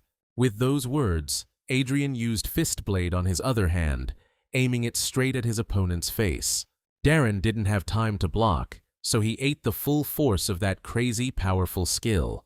Seeing his opponent couldn't defend himself, Adrian unleashed a flurry of Blade Fist strikes. Finally, with another massive hit, the guy sent Darren flying again. He tried to roll with it, but this time he was too spent to get up and just collapsed on the floor. Looking up, Darren, all beat to hell, stared at his opponent, confused why he seemed unaffected. Giving his opponent a look of pure contempt, Adrian said he knew all about his rotten scheme to mess with his head, which totally freaked Darren out. Knowing their duel was supposed to be to the death, Adrian knelt over the weakened Darren and said he'd spare him, but only if he did something. Lost in panic and confusion, Darren heard his opponent demand the whole truth about who was behind all the dirty tricks against the Guardian family and what happened to Adrian's parents. Having lost all hope, Darren clenched his jaw with such force that something snapped. Adrian jumped back, stunned, realizing the guy had poison in his mouth and chose to die rather than answer his questions. Giving Adrian one last nasty look, Darren told him he'd never find out what happened to his parents, and that he was way out of his league dealing with the people who wanted the Guardian clan wiped off the map. Stunned, Adrian just listened as Darren spat out his last words, dripping with malice and contempt. With his final jab delivered, Darren suddenly rolled his eyes back and slumped, his chest no longer rising and falling, making it clear that Adrian's adopted brother was gone. Adrian felt incredible contempt for his opponent, but also a grudging respect, because he was willing to die for what he believed in. Turning away from the dead man with a sigh, the guy figured whoever was behind all this must have some serious pull in this city. Even though he knew Darren's death was going to bring him even more trouble, he felt a rush, a burning desire to find out just how powerful his enemies really were. Knowing he was still just a weak F rank in the guild, Adrian headed out of the hall, determined to get back to training ASAP, not noticing someone was lurking around the corner, watching the fight with intense curiosity. Some time later, Adrian was back in his apartment on the edge of town, putting in work with starstones. Sitting in the lotus position, holding a starstone between his palms, the guy was connecting with his spirit to maximize his training. Finally, another stone crumbled to dust, completely drained of its star energy. Bummer about losing that last starstone. But thinking about it, my body's seriously jacked. I soaked up the energy of 10 stones from the talent trial in just a couple days. Clenches fist. Nice. Just a few days and I boosted my energy level from 105 to 246. That's a damn good jump. Looking at the dust left from the stone, Adrian figured one stone had about 10 units of spiritual juice. Except, that was just a guess, and way off. Most awakened folks can only absorb a fraction of the energy in a stone. For a regular awakened dude, getting 10% of the stone's total energy is pretty decent. If someone can tap 30% or more, then you can call them gifted, no doubt. But without even realizing it, Adrian managed to suck up a whopping 70% of the stone's energy. That's insane. Feeling good about himself, he remembered only hitting 40% in his past life. So, yeah, this body is way more powerful. Stretching after that long absorption sesh, Adrian sighed. Being on the edge of town means way less star energy than I'd get right by the gates. His eyes narrowed. He remembered trying to reclaim the Guardian family estate, the one that was rightfully his. Right after the fight, Adrian headed to the Awakened Community HQ to access his estate, only to find out that after Darren took over, it was no longer considered Guardian family property. Smirking and interlacing his fingers, the guy pointed out that after Darren's death, the estate reverted to the Awakened Community, and Adrian was only entitled to a small apartment on the outskirts. Adrian had to admit that getting his property back would be tough, because apparently, that estate was seriously valuable to whoever was plotting against him. Hanging his head, Adrian also realized that sadly, he couldn't stand up to someone important, since his guild rank was just beginner level. And another grim thought hit the guy when he realized he'd screwed up again. He learned that even though he had no right to the estate, he would still get an inheritance, although it was way smaller than he expected. Enough for only 20 star energy stones. Pressing his fingers to his head, Adrian winced from the headache, noting that he never thought he'd be stressing this hard about money problems. After digging around in his pockets, the guy pulled out the warrior token he'd been given at the guild. With one swipe of his finger across the token's surface, Adrian triggered a reaction that resulted in a holographic light projecting an image right in the air. Without a hint of a smile, the guy glanced at the numbers showing his level and energy amount, and grimly noted that he needed way more starstones. With a flick of his finger on the badge, the guy switched the image and saw a few guild assignments. He frowned, noting the rewards were decent, but the merit points were too low. He needed way more. 100 merits got him just 1 starlight stone. Looking at the results of his search, Adrian wondered if he should try assignments that were tougher for his rank. He knew he could crush a higher level quest, but he hesitated because acing it right after his awakening would draw way too much unwanted attention. As long as he was under the Warriors Guild's protection, nobody could lay a finger on him. But if he went too far, enemies would crawl out of the woodwork and find a way to get to him. Flipping through the different missions, Adrian suddenly stumbled upon something that caught his eye. Touching the hologram, the guy read about a quest that was 2 whole ranks harder, but all it asked was to scout out the nearby forest. The reward promised a solid 20 merits. Taking a closer look at the picture attached to the quest, Adrian noticed something interesting, deciding the task seemed pretty intriguing. After a while, Adrian arrived in the suburbs, where some of the awakened lived and worked. After wandering around for a while, the guy finally spotted a fork in the road and realized which direction the moss forest, his new destination, was in. Just as he was about to head out, the guy heard a clear voice from behind, calling him by name. Turning around, he saw Rebecca in full battle gear, and clearly stoked to see a familiar face. She asked if he was also there for the Mosswood quest. At first, Adrian didn't immediately recognize her, but then he remembered helping her during the test and awkwardly confirmed her guess. Even more excited, Rebecca stepped right up to him, asking if he wanted to join her squad since they were on the same mission, which definitely flustered Adrian. A guy's silhouette suddenly appeared behind her, immediately raining on her parade by pointing out she should have asked the squad leader before inviting anyone. Stepping into the light, the stocky guy remarked that an EF rank hero would be a liability for an E rank squad, but despite the backhanded compliment, he introduced himself as Mark Hoffman. Spinning around, Rebecca immediately started protesting, saying she didn't think Adrian was a liability at all. The approaching man, having heard Adrian's name, called Mark a real jerk, since Adrian was the one who, along with Rebecca, got a gold-rank talent in the recent trial. Extending a hand for a shake, the man introduced himself as Howard and mentioned he was the squad's archer. Pleased with the polite gesture, Adrian smiled and shook Howard's hand, and then heard him get an invitation to join the squad. Unhappy with the commander's positive attitude towards the guy, Mark said he didn't see anything special about a gold rank, and only looked at levels, and for their squad, Adrian's level made him a burden. Howard snapped at Mark, cutting him off, and basically saying the night was full of it. Flattered by the warm welcome, Adrian accepted the invite, and, trying to ignore Mark, followed Howard, who led the group straight towards the mossy woods.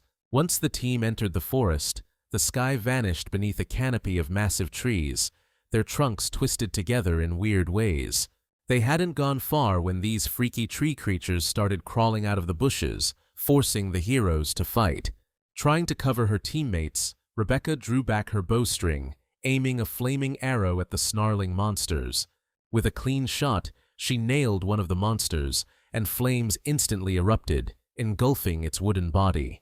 But even though the shot was true and the flames clearly hurt the beast, it roared and snuffed them out, turning its attention to the one who'd launched such a powerful attack. The creature was about to pounce on Rebecca when Mark suddenly jumped in front of her, taking the monster's attack on his sturdy shield. Before Rebecca could even knock another arrow, she saw Commander Howard already lining up a shot, calmly aiming at their enemy. The commander's equally accurate shot did way more damage than expected, because on impact, the arrow exploded, showering a whole group of tree monsters in bright flames.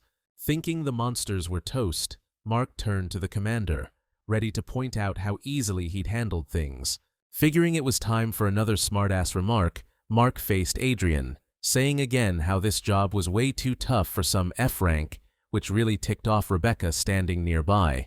Pissed, the girl shot back, reminding him she fired the first arrow, and she's only an F rank too. So, Mark basically thinks she's useless for this mission? But the guy protested, saying he was only talking about Adrian. Not liking how he was treating her teammate, Rebecca snapped back, telling the knight if he keeps running Adrian down, he better think twice before opening his mouth.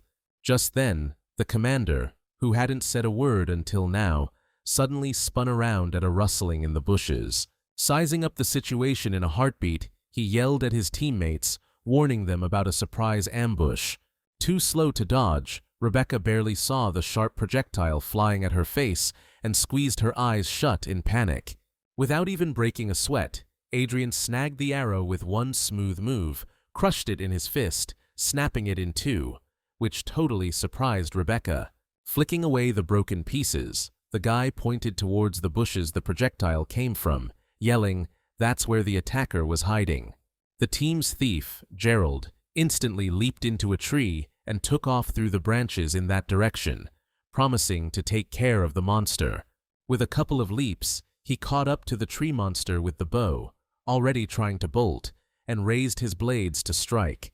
It only took him a split second to chop the whole damn thing to pieces with a flurry of attacks. The kid was already back, landing light on his feet in the clearing where the team was, while Rebecca was giving Adrian an embarrassed look, since he was watching the thief's every move. The girl, blushing, shyly looked away, thanking him for saving her bacon, and he gave her a warm smile, saying they were a team after all. Mark, clearly pissed and jealous of the pretty archer, thought to himself that Adrian sure had a knack for finding ways to get in good with the ladies. Giving the knight a quick, subtle glance, Adrian sighed and looked away, deciding to ignore him and focus on what the hell was going on with the forest. Something was definitely off with it, and the kid could feel it big time. Adrian knew damn well that the Stargate wasn't the only powerful spiritual force in this world, and that a powerful dark energy balanced it out. He knew that the stronger the starlight, the bigger the dark fluctuations, awakening the most twisted and terrifying stuff in living things, turning them into monsters. And while the kid understood that this was why there were more and more monsters in the forest, he wasn't really thinking about that, but more about the fact that it also meant more treasure was popping up in the woods. Snapped out of his thoughts, the kid turned his head and saw the commander pull out some kind of device with an antenna, clearly checking something. After verifying all the data, the guy pulled out another gadget and stuck it at the base of a tree, proudly telling the team that the last beacon was planted, meaning their forest survey mission was a total success. Realizing they were heading back to camp, Adrian even cracked a smile, planning to sneak back here later alone to take care of his own business. But then Mark spoke up, surprisingly suggesting they shouldn't head back to camp just yet. The dude pointed out, reasonably, that they'd get peanuts for a basic E-rank mission, not enough to split between everyone, so he suggested pushing a little deeper into the forest to find something more worthwhile. Even though the commander clearly wasn't thrilled with the cocky knight's initiative, he reluctantly agreed, knowing his argument was pretty solid. When asked if anyone objected, the whole team, including a smug Mark, answered in unison that they wouldn't dare disobey the commander. Clearly forgetting Rebecca's warnings, Mark took another jab at Adrian's rank, suggesting he bail on the group, since the mission would only get harder for someone at his level. Adrian just shot him a look of contempt, a smile spreading across his face, because he knew this arrogant knight would keep trying to find a reason to get rid of him. Still fired up from their last argument, Rebecca jumped to Adrian's defense again, telling Mark that his gold rank clearly proved his strength. But then Commander Howard chimed in, interrupting Rebecca with a tone of regret. He made it clear this forest is seriously dangerous territory, and he's worried about their safety, so he thinks Adrian sticking around is just reckless. Rebecca clearly didn't expect that from the commander. She was totally thrown, scrambling for any argument to defend her teammate, but her eyes just showed confusion. Even though she still didn't want Adrian to leave the team, the guy himself suddenly said he agreed with Howard. He wanted to bail on the squad, even though he really just wanted to get his own stuff done ASAP. Feeling guilty about the decision, the commander walked over to Adrian and put a hand on his shoulder, apologizing that they had to part ways, and promising to split the reward for the mission so far with the guy. Meanwhile, Mark, who'd been watching the whole thing, was grinning like a Cheshire cat. He'd gotten his way, and now nobody could stop him from winning the heart of the beautiful archer. As the team moved ahead, Adrian frowned, feeling the dark aura getting stronger. He was worried something bad might happen to his new comrades. There were two other members of the team whose strength Adrian could definitely gauge. He realized they were even stronger than Commander Howard, so he figured they were secret bodyguards whose main job was protecting Rebecca. Even though they dumped him, Adrian grinned, happy that he was finally alone. That meant he could finally get down to business and take care of his own plans. With one smooth leap, the guy jumped over a tree root blocking his path deeper into the forest. Landing and looking around, he noticed he could feel a strong concentration of that dark aura. It was way more intense here than it was near the edge. Thinking to himself that monsters are drawn to auras that mirror their own nature, Adrian suddenly caught movement overhead and turned to see a massive tree monster falling on him, ready to end it all. Using his archer's reflexes, Adrian easily spotted the attack and was ready to parry it. With a flick of his wrist, he used his blade fist skill to block the monster's attack, and a moment later, he surged forward, striking the monster, aiming for its torso and hoping to cleave it in two. However, even though the strike was powerful, it only left a large wound on the living tree, which greatly surprised Adrian himself. The monster swung again, wanting to finish off the intruder, and Adrian thought grimly that using a full 70% of his power had only managed to wound the thing. With a quick burst of speed, the guy dodged the barrage of attacks meant to kill him, agreeing with the thought that this would be enough if he knew his opponent well. Planting his feet firmly, Adrian snapped his fingers and used his mage abilities to instantly summon a small ball of flame on them. With one fluid motion, the guy pierced the ball of flame with his blade fist, causing it to engulf his entire hand. And even though the monster, catching its breath, immediately lunged at the guy, he was ready to receive the attack and show it something interesting. Dashing forward, the guy slipped under the enemy's attack and slashed his blade across its torso, instantly setting the monster ablaze. Watching the smoldering remains of the now dead beast, Adrian allowed himself a small smile, realizing that by using his wits and knowing his enemy's weaknesses, he could take down any monster. Even though he won this fight, the joy faded quickly, because Adrian realized he'd burned through way more spiritual energy than he wanted to. Frowning, the guy glumly concluded that he needed to learn some new skills ASAP, or he wouldn't get very far. Suddenly, a sphere of pure, potent soul energy shot out from the dying body, and Adrian spotted it immediately. In that instant, the sphere flew towards his mouth, and Adrian, opening wide, swallowed it, feeling his entire body flood with energy again. Adrian straightened up and grinned, stoked that he had such a useful talent, letting him absorb the souls of defeated enemies, not only restoring his strength after a fight, but making him even stronger. Approaching the ashes of his vanquished foe, Adrian noticed something unusual and knelt down next to the curious object. Picking up a stone from the ground, pulsing with dark energy, Adrian noted with interest that the further he went into the forest, the more often he found stones like this in the corpses of the monsters he killed. Examining the latest stone from all angles, the guy remembered reading that these stones contained star energy, although 10 times less than actual star stones, and besides that energy, they were overflowing with a dark aura, making them dangerous for regular folks. Grinning at his lucky find, the guy figured these rocks would be useless to most awakened folks, but for him, they were a total game changer. He sat down in a lotus position, focused on the stone, and it floated right above his palm, glowing with raw power. Perfect timing. Adrian just happened to know a special technique to purge the dark aura inside the stone and purify the star energy. He could absorb that energy himself, so he clenched his fist and shattered the stone into tiny pieces. While he was busy purifying and absorbing the energy, a couple of tree monsters were lurking in the bushes nearby. Naturally, his archer reflexes helped him spot them, so after quickly finishing his ritual, he even smirked, realizing he was about to score even more of the rocks he needed. Standing up straight, he combined his blade fist technique with magic flame again, ready to take on even multiple enemies at once. If he'd bothered to look around, he would have seen that the monsters had completely surrounded him and were ready to make a meal of him, but he wasn't about to let that happen.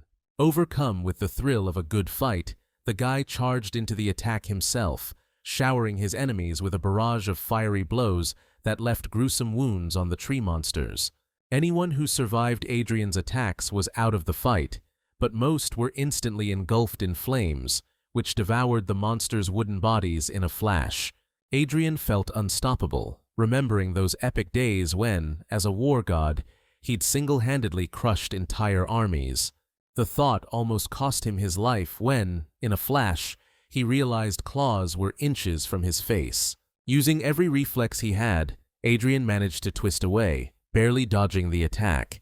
The flames around his hand died down, and Adrian leaped back to a relatively safe distance from the monsters, realizing he'd gotten too caught up in the heat of the battle.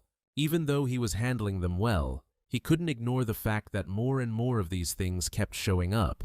Still, Adrian wasn't about to go down easy against some tree-hugging freaks, so he summoned the souls of the fallen monsters to replenish his strength and jump back into the fight. With his energy restored, Adrian felt like he hadn't even been fighting, more like he'd been chilling out, so he was pumped and ready to keep going. Dodging deadly attacks, the guy spun into a fiery whirlwind, incinerating more and more monsters, rushing headfirst to their doom. After a few minutes of intense fighting, Adrian finally caught his breath, smiling as he looked at the smoldering corpses around him, spilling out dark stones that he picked up and happily purified, ready to absorb them. Suddenly, his archer's instincts kicked in again, drawing his attention to something weird going on. Turning around, he saw the corpses of the defeated enemies suddenly floating into the air and flying off deeper into the woods. Frowning, Adrian voiced his thought that everything happening in this forest was getting weirder and weirder. Looking around, the guy listened to the rustling of branches and leaves, expecting something to jump out at him again any second. But when the danger didn't materialize, he straightened up and stared at the nearest tree, which seemed to be moving. The instant he noticed, the branches of that tree began closing in on him with incredible speed, as if wanting to crush him between them. Not wanting that kind of end for himself, the guy used his fist blade skill again to defend against the sudden attack. The opening created by the skill was just enough to dodge the attack, so the branches only grabbed the rock next to him, pulverizing it into tiny pebbles. Leaping out of the grasping hold, the guy noted that even an ordinary tree in this forest was incredibly powerful. And although Adrian had just taken down a whole group of tree creatures a few minutes ago, now, seeing this mighty living tree, he knew he couldn't do anything to it, being just an E-rank warrior. Realizing the full extent of his powerlessness against this terrifying creature, the guy admitted without a trace of joy that all he could do was dodge to avoid getting killed. Standing up straight, ready to defend himself, Adrian used one of the techniques he had learned in his past life to gain an advantage. The technique slowed down everything inside him, making his movements almost invisible. He looked like a statue, which would have been perfect if the tree tracked movement. He figured that since the trees didn't have eyes, they locked onto vibrations to target attacks, so his plan was working like a charm. Completely still, Adrian only moved his eyes, trying to find a way out of this mess while figuring that the dark energy had seriously mutated the forest. Knowing that only destroying the source of the dark energy could save the forest, he sized up the area and sighed, realizing the search would take forever. Suddenly, his archer reflexes kicked in when he saw the branches whip around and lunge right at him, which he totally didn't expect. But trusting his plan, he stayed frozen, and the branches flew right past him, clearly aiming for something else. The loud crack of snapping wood echoed through the forest as the branches went after something humanoid that was booking it. A little tree-like dude was running for his life, trying to escape the branches of the huge tree that wanted to tear him to shreds. Adrian looked towards the sound of destruction, squinting at the small silhouette huddled in terror. Covering his head, the little guy tried to hide from the scary branches, making whimpering sounds like twigs snapping. Looks like the kid's cries and the ground shaking really set off the tree, 'cause those branches came at him again, trying to smash him to splinters. The whole forest echoed with a sickening crack as those branches slammed down where he was. But the little tree thing wasn't there anymore. Adrian bolted, covered the ground in a single leap, snatched him up, and got him out of there. The branches thrashed around, looking for the kid's body to devour, but all they found was busted up dirt and rocks. The tree kid opened his eyes and gave Adrian a look that was all gratitude and pure, freaking terror. Adrian used his technique again to slow things down, not wanting to get caught in another branch attack. The kid in his arms started chattering away in his tree language again. Slowly looking down, making sure the branches didn't react, Adrian spoke softly. He noticed the kid was full of star energy, untouched by that dark aura. Then, he asked if the kid understood him. The little dude gave a cute smile, chattered an "uh-huh," and nodded like crazy, letting Adrian know he got it. Adrian smiled back, thinking this little guy was pretty smart, not just understanding him, but showing his thanks for being saved. Deciding to take a shot, Adrian asked straight up if the kid knew where the source of the dark aura in the forest was. The little dude nodded enthusiastically. Spinning around, the little guy pointed deeper into the woods, clearly wanting to help his rescuer. Stoked to have an unexpected ally, the dude was genuinely surprised that this little sprout not only knew where the aura source was, but was also hurrying him along. Looking around and realizing the living tree's branches were far enough away, the guy gathered his strength and bolted forward in the direction the little tree thing pointed. Elsewhere in the forest, several tree creatures were fiercely attacking a bulky shield protected by an unusual aura. Holding back the enemy's onslaught, Mark yelled to the commander that he was ready to move. At that instant, a flame-covered mage arrow flew towards him, whizzed past his shoulder, and slammed into one of the creatures, instantly exploding, but without touching the knight shielded by the aura.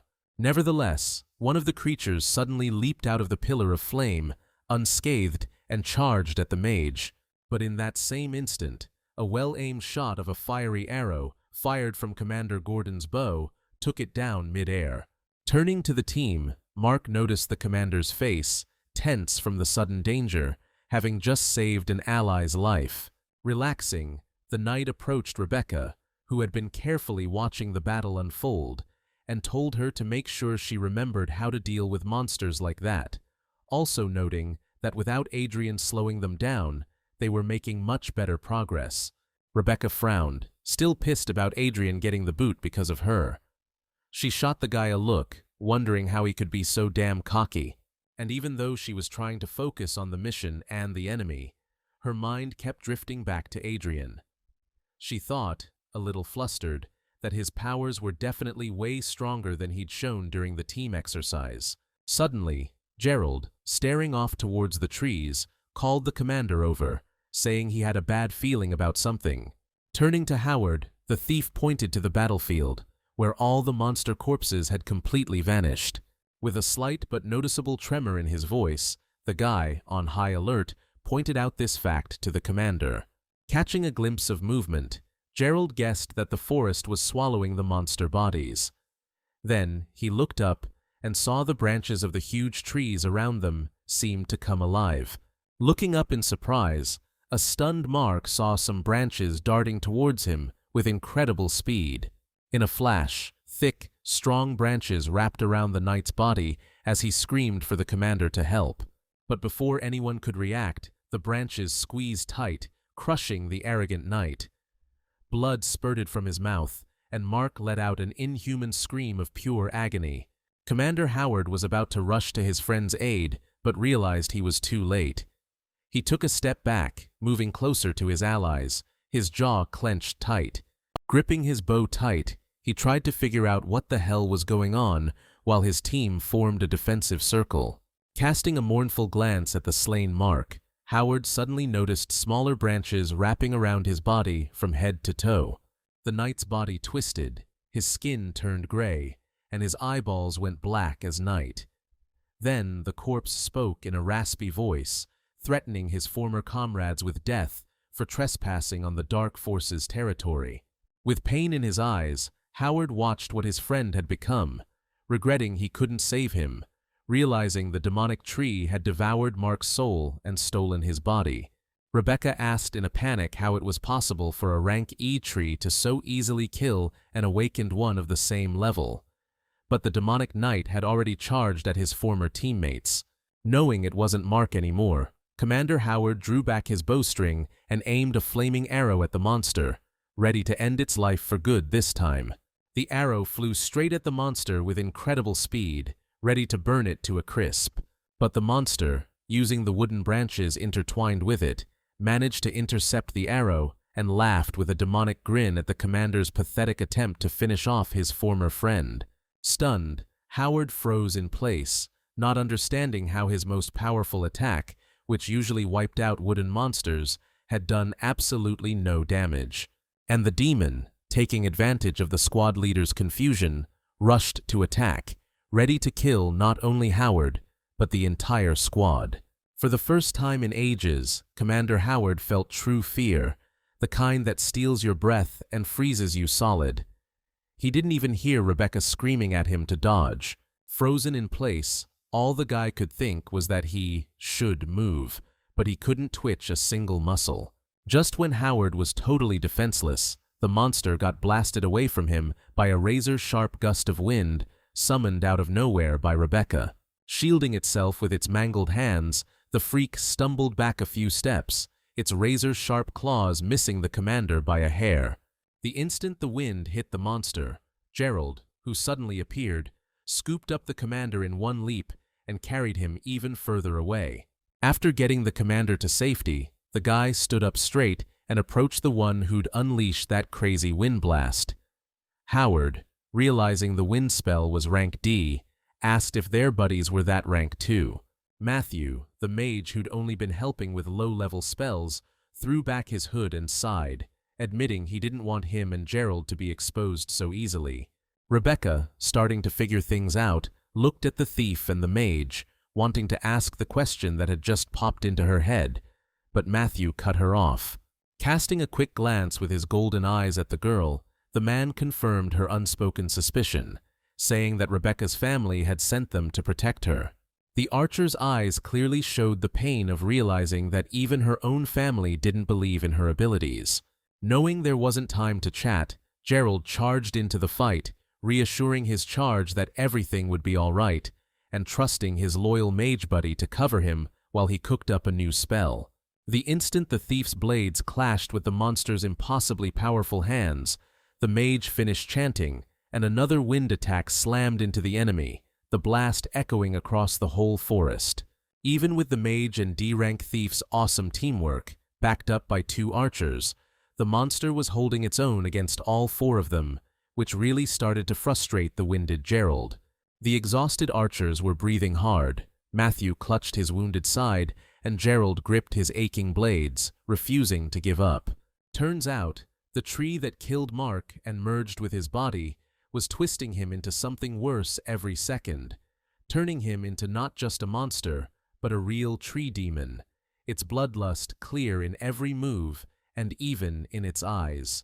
Even without being wounded, the monster suddenly roared, and its already massive body seemed 10 times tougher than before. Realizing the fight was going south fast, Matthew made a tough call, determined to protect Rebecca at all costs. So, forming a weird symbol with his hand, he started casting a new spell and told Rebecca to run when it was ready. Glancing at her beat-up team, Rebecca, pretty worn out herself, tried to argue, knowing that without her, the squad's chances of survival would vanish completely.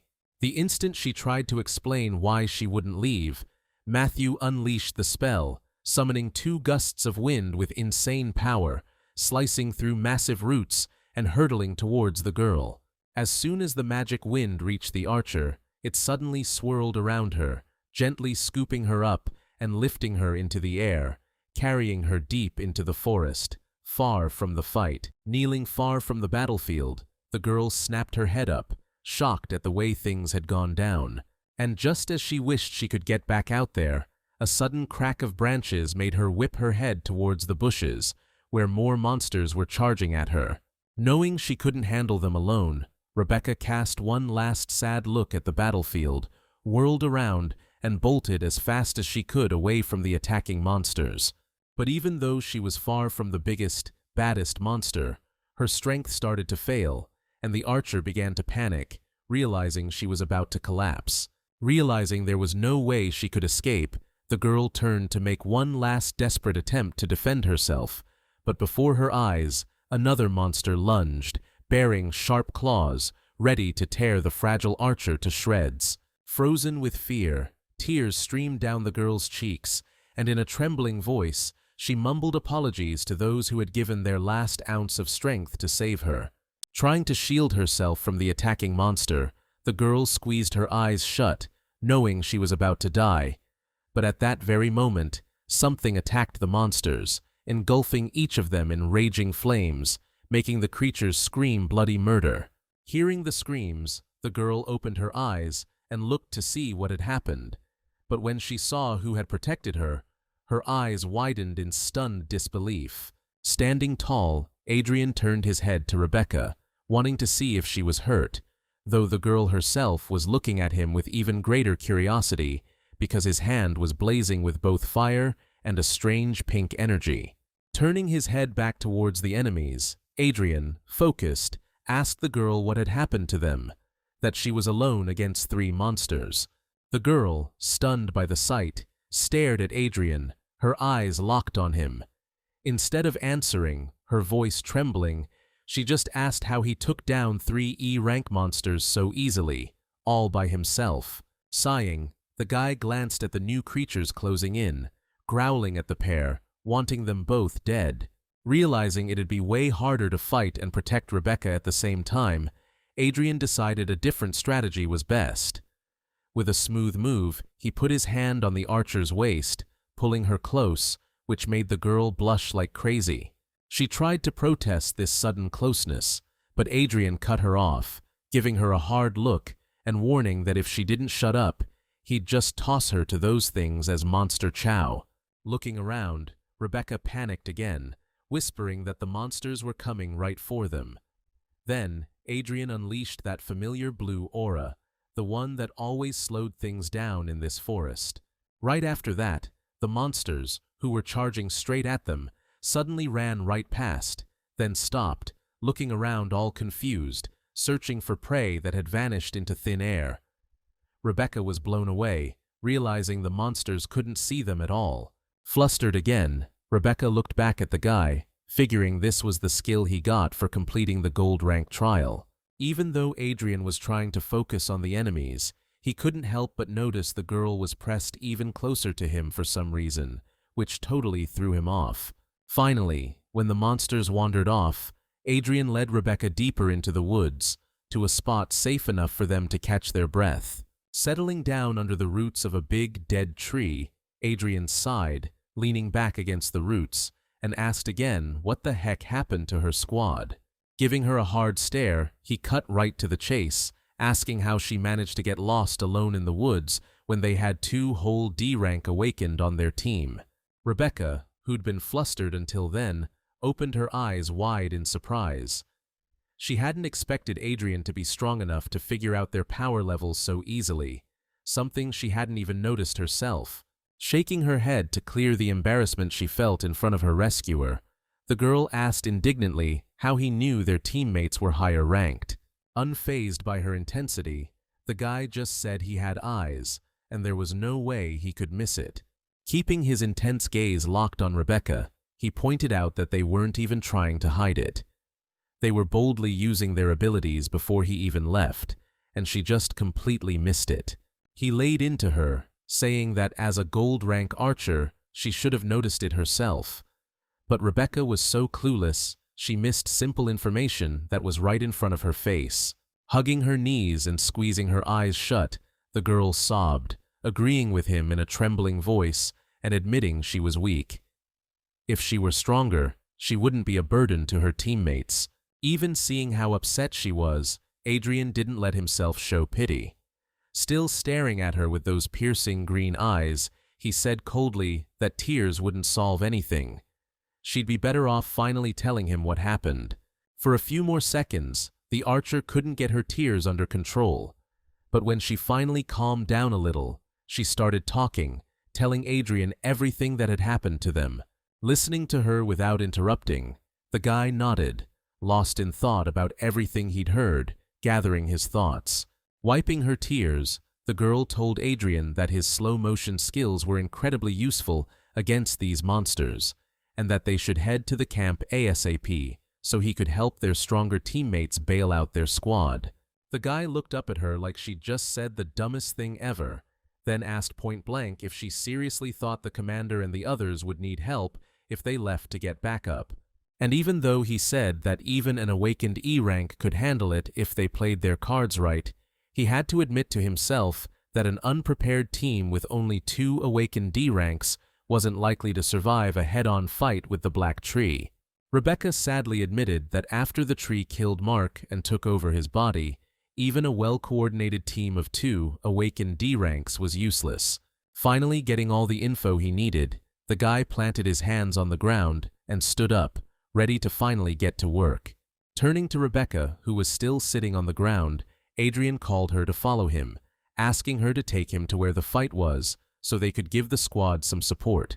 Meanwhile, on the battlefield, gusts of wind, swirling into a vortex, tore through the air around them. Mark, now a demonic monster, bombarded the magic barrier with a barrage of incredibly powerful attacks, wanting to get to whatever it was protecting. A battered Matthew, his face bruised and bloody, held his hand out in front of him and stared firmly ahead, maintaining the spell with his last ounce of strength, because he knew that if the wind weakened, both the mage himself and his unconscious comrades would be instantly killed. At that moment, Adrian, carrying Rebecca in his arms, landed on a branch nearby and surveyed the battlefield, where the demon was still attacking the vortex shield. Surrounded by an aura that was slowing them down, they scanned the battlefield, realizing the situation was dire, and Rebecca decided to ask Adrian if he had any kind of plan. The girl was dead certain that Adrian could take down this monster, but the guy cut her off, gave her a grim look, and said confidently that he couldn't do it alone, but Rebecca could. Remembering how the last fight went, the archer was surprised by Adrian's statement, since she doubted she could even handle simple tree monsters, let alone this demon. Staring her straight in the eyes again, the guy stated bluntly that she needed to learn how to use her gift, the one she got for passing the gold rank trial, ASAP. In a harsh voice, the guy mentioned that she hadn't used a single skill even once, which made him wonder if she even deserved her gold rank. Turning toward the monster, the guy concluded that she needed to learn how to use her skill right now if she wanted to save the commander and those who were willing to give their lives for her. And even though the girl had received her skill on the same day as Adrian, she guiltily looked away, then looked back at him and asked him to teach her. Sighing, the guy softened his voice and said that she should use her heart, and that's where she would find the answer to this question. Closing her eyes, the girl tried to concentrate, and just a few seconds later, her eyes, which were emitting a golden glow, snapped open, and a golden mark lit up on her forehead.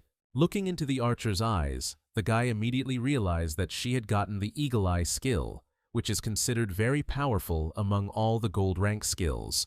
Looking her over, the girl was totally over her embarrassment now. The guy even thought with a little pride that she was strong enough to reach S rank under his guidance in less than 10 years. But a second after thinking about mentoring her, the guy looked away and frowned, not understanding why he was thinking about it again, since his student from his past life had betrayed him.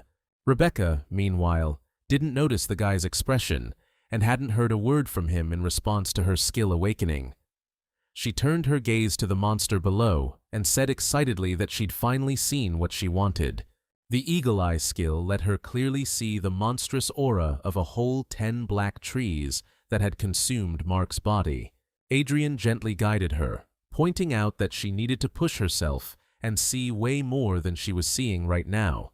The girl tensed up, and her eyes shone even brighter as she said she'd definitely try her best for the commander and her comrades. The mark also glowed brighter, and the girl was able to catch all the aura flows, not just those coming from the monster's body, but also flowing directly within it. She could clearly see not only the terrifying red aura around the monster, but even a concentrated dark aura of incredible size focused in one spot. Having heard enough, Adrian pointed out that this dark aura was the reason for all the messed up stuff happening to the forest.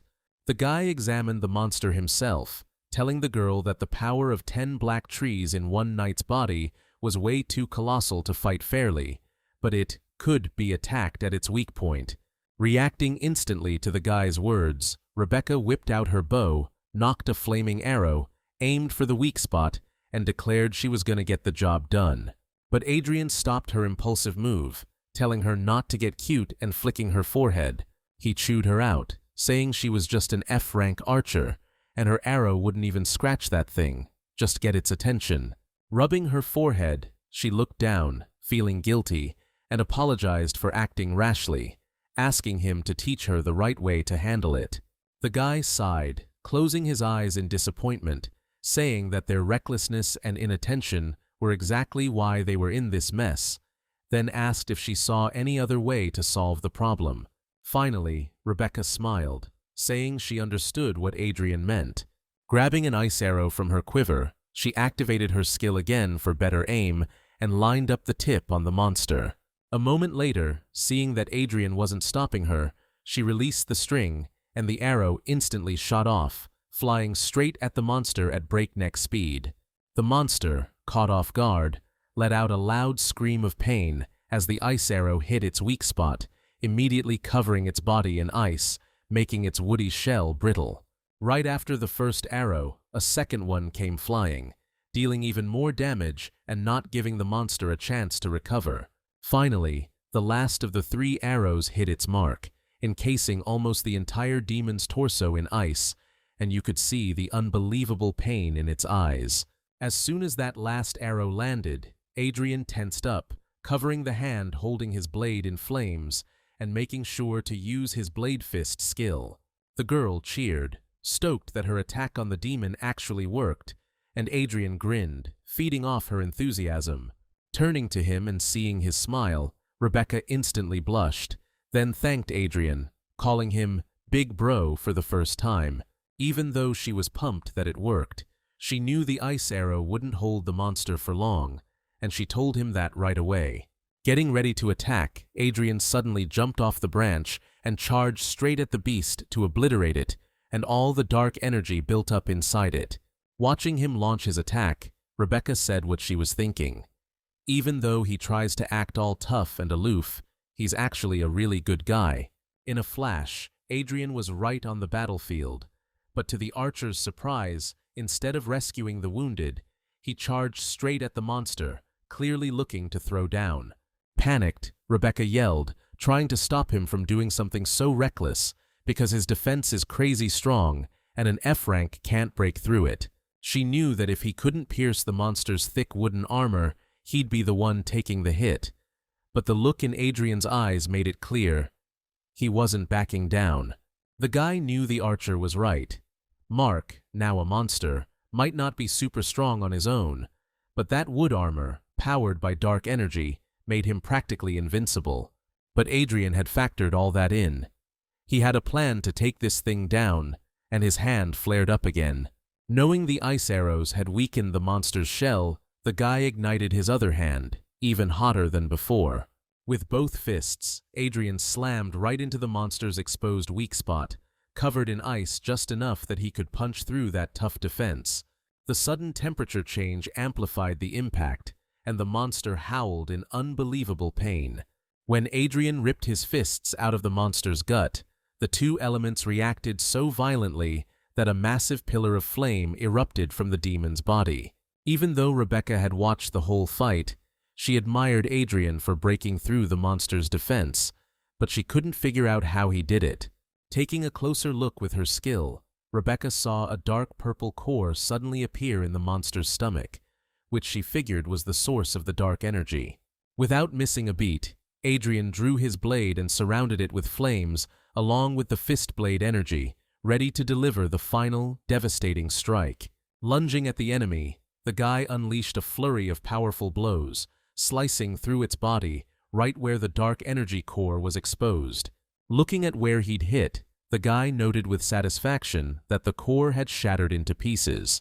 At that very moment, the monster's wooden shell started cracking and crumbling to the ground, freeing Mark's body. Turns out, Mark hadn't died in that tree attack and had been inside the wooden shell the whole time, alive, and now, staggering out, he mumbled something incoherent. When his gaze finally focused, he saw Adrian in front of him and immediately screamed at him in fury, calling him a real piece of work. Casting a look full of contempt at the guy, Adrian smirked and shot back, calling the knight a punk who couldn't handle the darkness. Showing no sympathy, Adrian coldly pointed out that knights, because of their strong will, have an advantage against the forces of evil and should be the least susceptible to monster influence. But the black trees were able to exploit Mark's spiritual weakness. Clutching his aching head, Mark shot the guy a tired but still angry look as memories suddenly started flooding his mind one after another, revealing the whole truth about what happened to him. Putting together his suspicions and the actual events, the guy decided that Adrian had orchestrated everything as revenge for being kicked out of the group, and so, in a fit of rage, he lunged at him. Adrian sighed heavily and once again called Mark an idiot, because his actions and thoughts were so far removed from common sense. With one swift movement, Adrian effortlessly knocked the useless knight off his feet and flipped him in the air, deciding to neutralize him for good. The second mark bit the dust. A dark crystal just materialized out of thin air right next to him. Adrian sighed, spitting on the ground next to the unconscious knight, figuring his soul was just a nasty, ignorant piece of work, so no surprise the darkness took him. He glanced down and saw the crystal that popped up when the monster controlling mark croaked, picked it up, glad to see at least one good thing come out of this mess. Holding it in his hand, Adrian checked out the stone, realizing it was way better than anything he'd gotten from whacking those regular tree monsters. Focusing his aura, the guy noted with a smirk that the dark aura, now without a master, was trying to take him over. Then he casually clenched his fist, crushing the crystal and releasing its energy so he could purify it and use it. After Adrian absorbed the energy, he looked around and noticed the branches and leaves of the black trees around them were starting to wither, and the aura was weakening. Rebecca, who'd been keeping a safe distance, realized the coast was clear, jumped down from the branch, and rushed to her teammates as soon as the magic wind died down and released the three almost lifeless bodies. The girl checked the pulse of the mage, who was completely drained, but had stubbornly protected his friends until he passed out, and sighed, relieved that they were all alive, just completely wiped. Turning to Adrian, Rebecca thanked him from the bottom of her heart, admitting that without him and his help, they'd all be pushing up daisies. Stepping close to the archer, Adrian looked her in the eye and said with a smile that a simple "thank you" wouldn't cut it, which, of course, made her cheeks flush again. Rebecca, thrown off balance by the guy's intensity, even trembled with embarrassment. Her voice shook as she tried to figure out what he was talking about, even though her mind was already racing with seriously inappropriate thoughts. Noticing the change in her behavior, but clueless about why, the guy gave the archer a sterner look and asked if she remembered what he'd told her during the talent assessment. Stunned by the realization she'd totally jumped to the wrong conclusion, Rebecca felt a wave of disappointment. She remembered Adrian asking her to keep everything a secret back then, and apparently he was asking the same thing now. Praising her quick thinking, the guy shoved his hands in his pockets and casually strolled away from the clearing, telling her it was safe now and she should probably stay put while he took care of some business. The archer asked what kind of business he could possibly have right now, to which the guy replied, cool as a cucumber, that he was heading deeper into the forest to wipe out the dark corruption for good.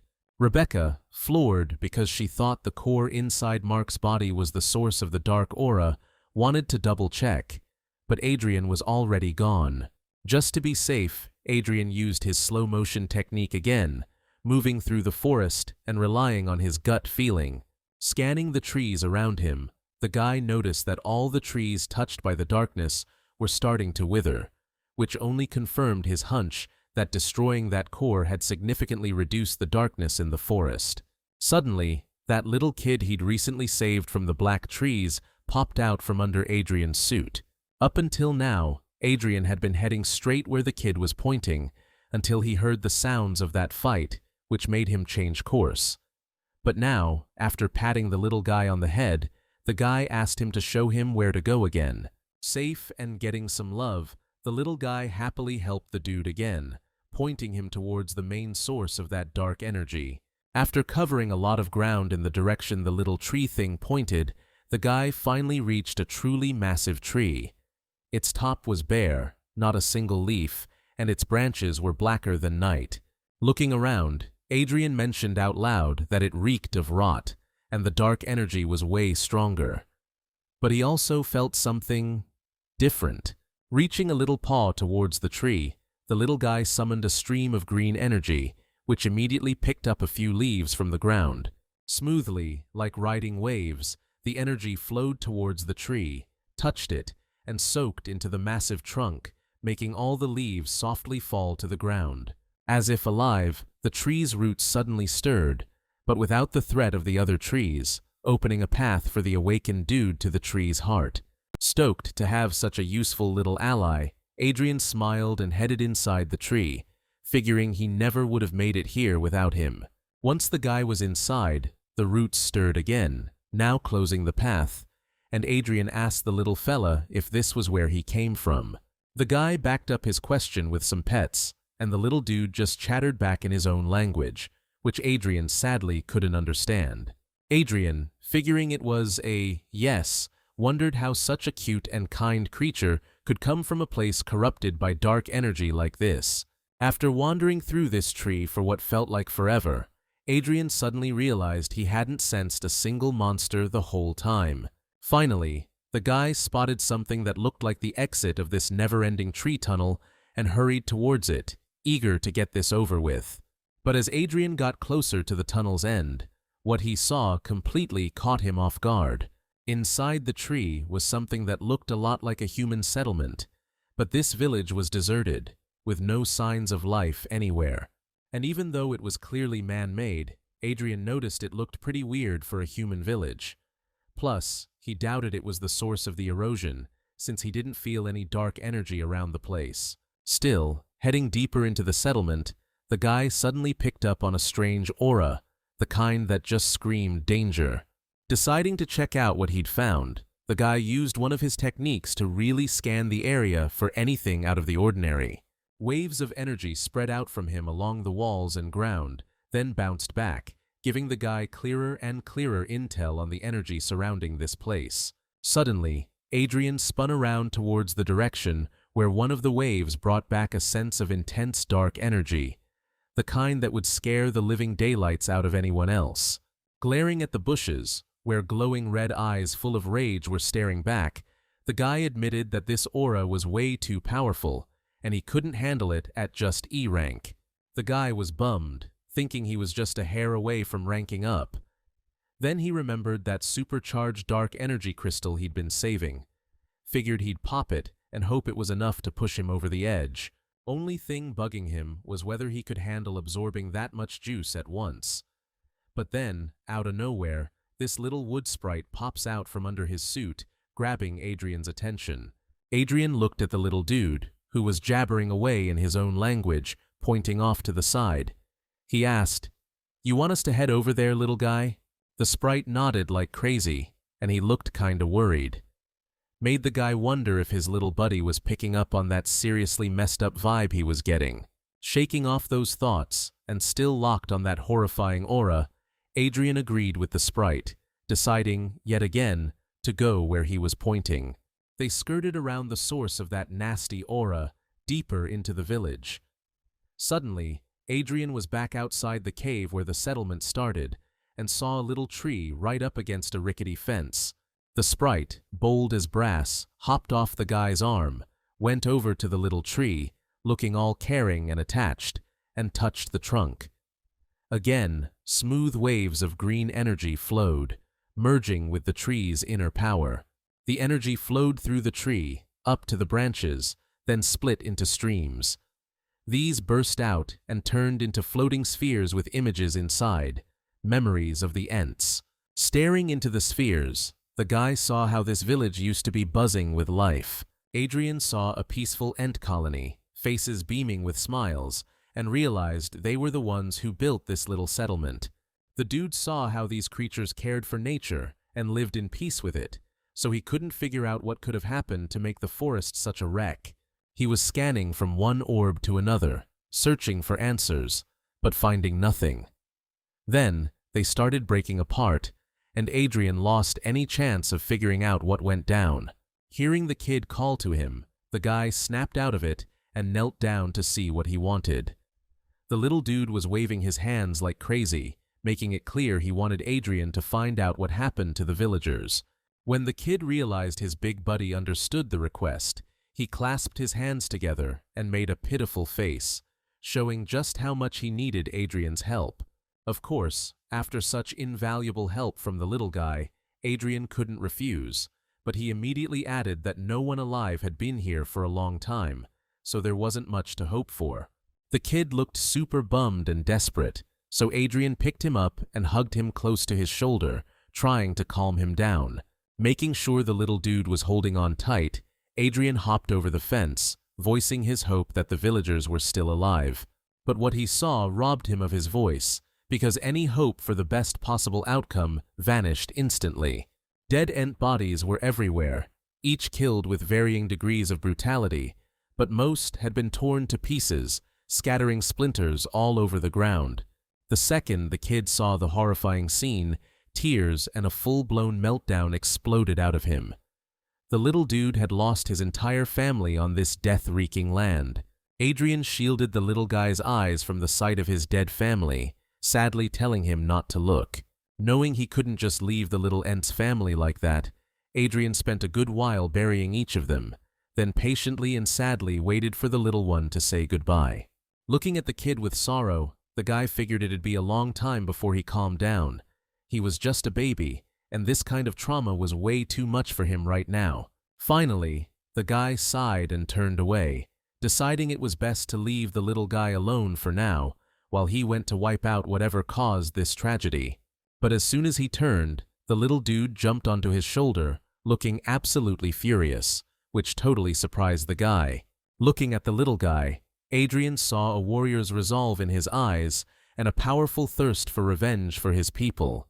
Even though Adrian knew this lesson was way too harsh for the kid, the guy patted him on the head, saying he now understood that you gotta repay good with good and evil with evil.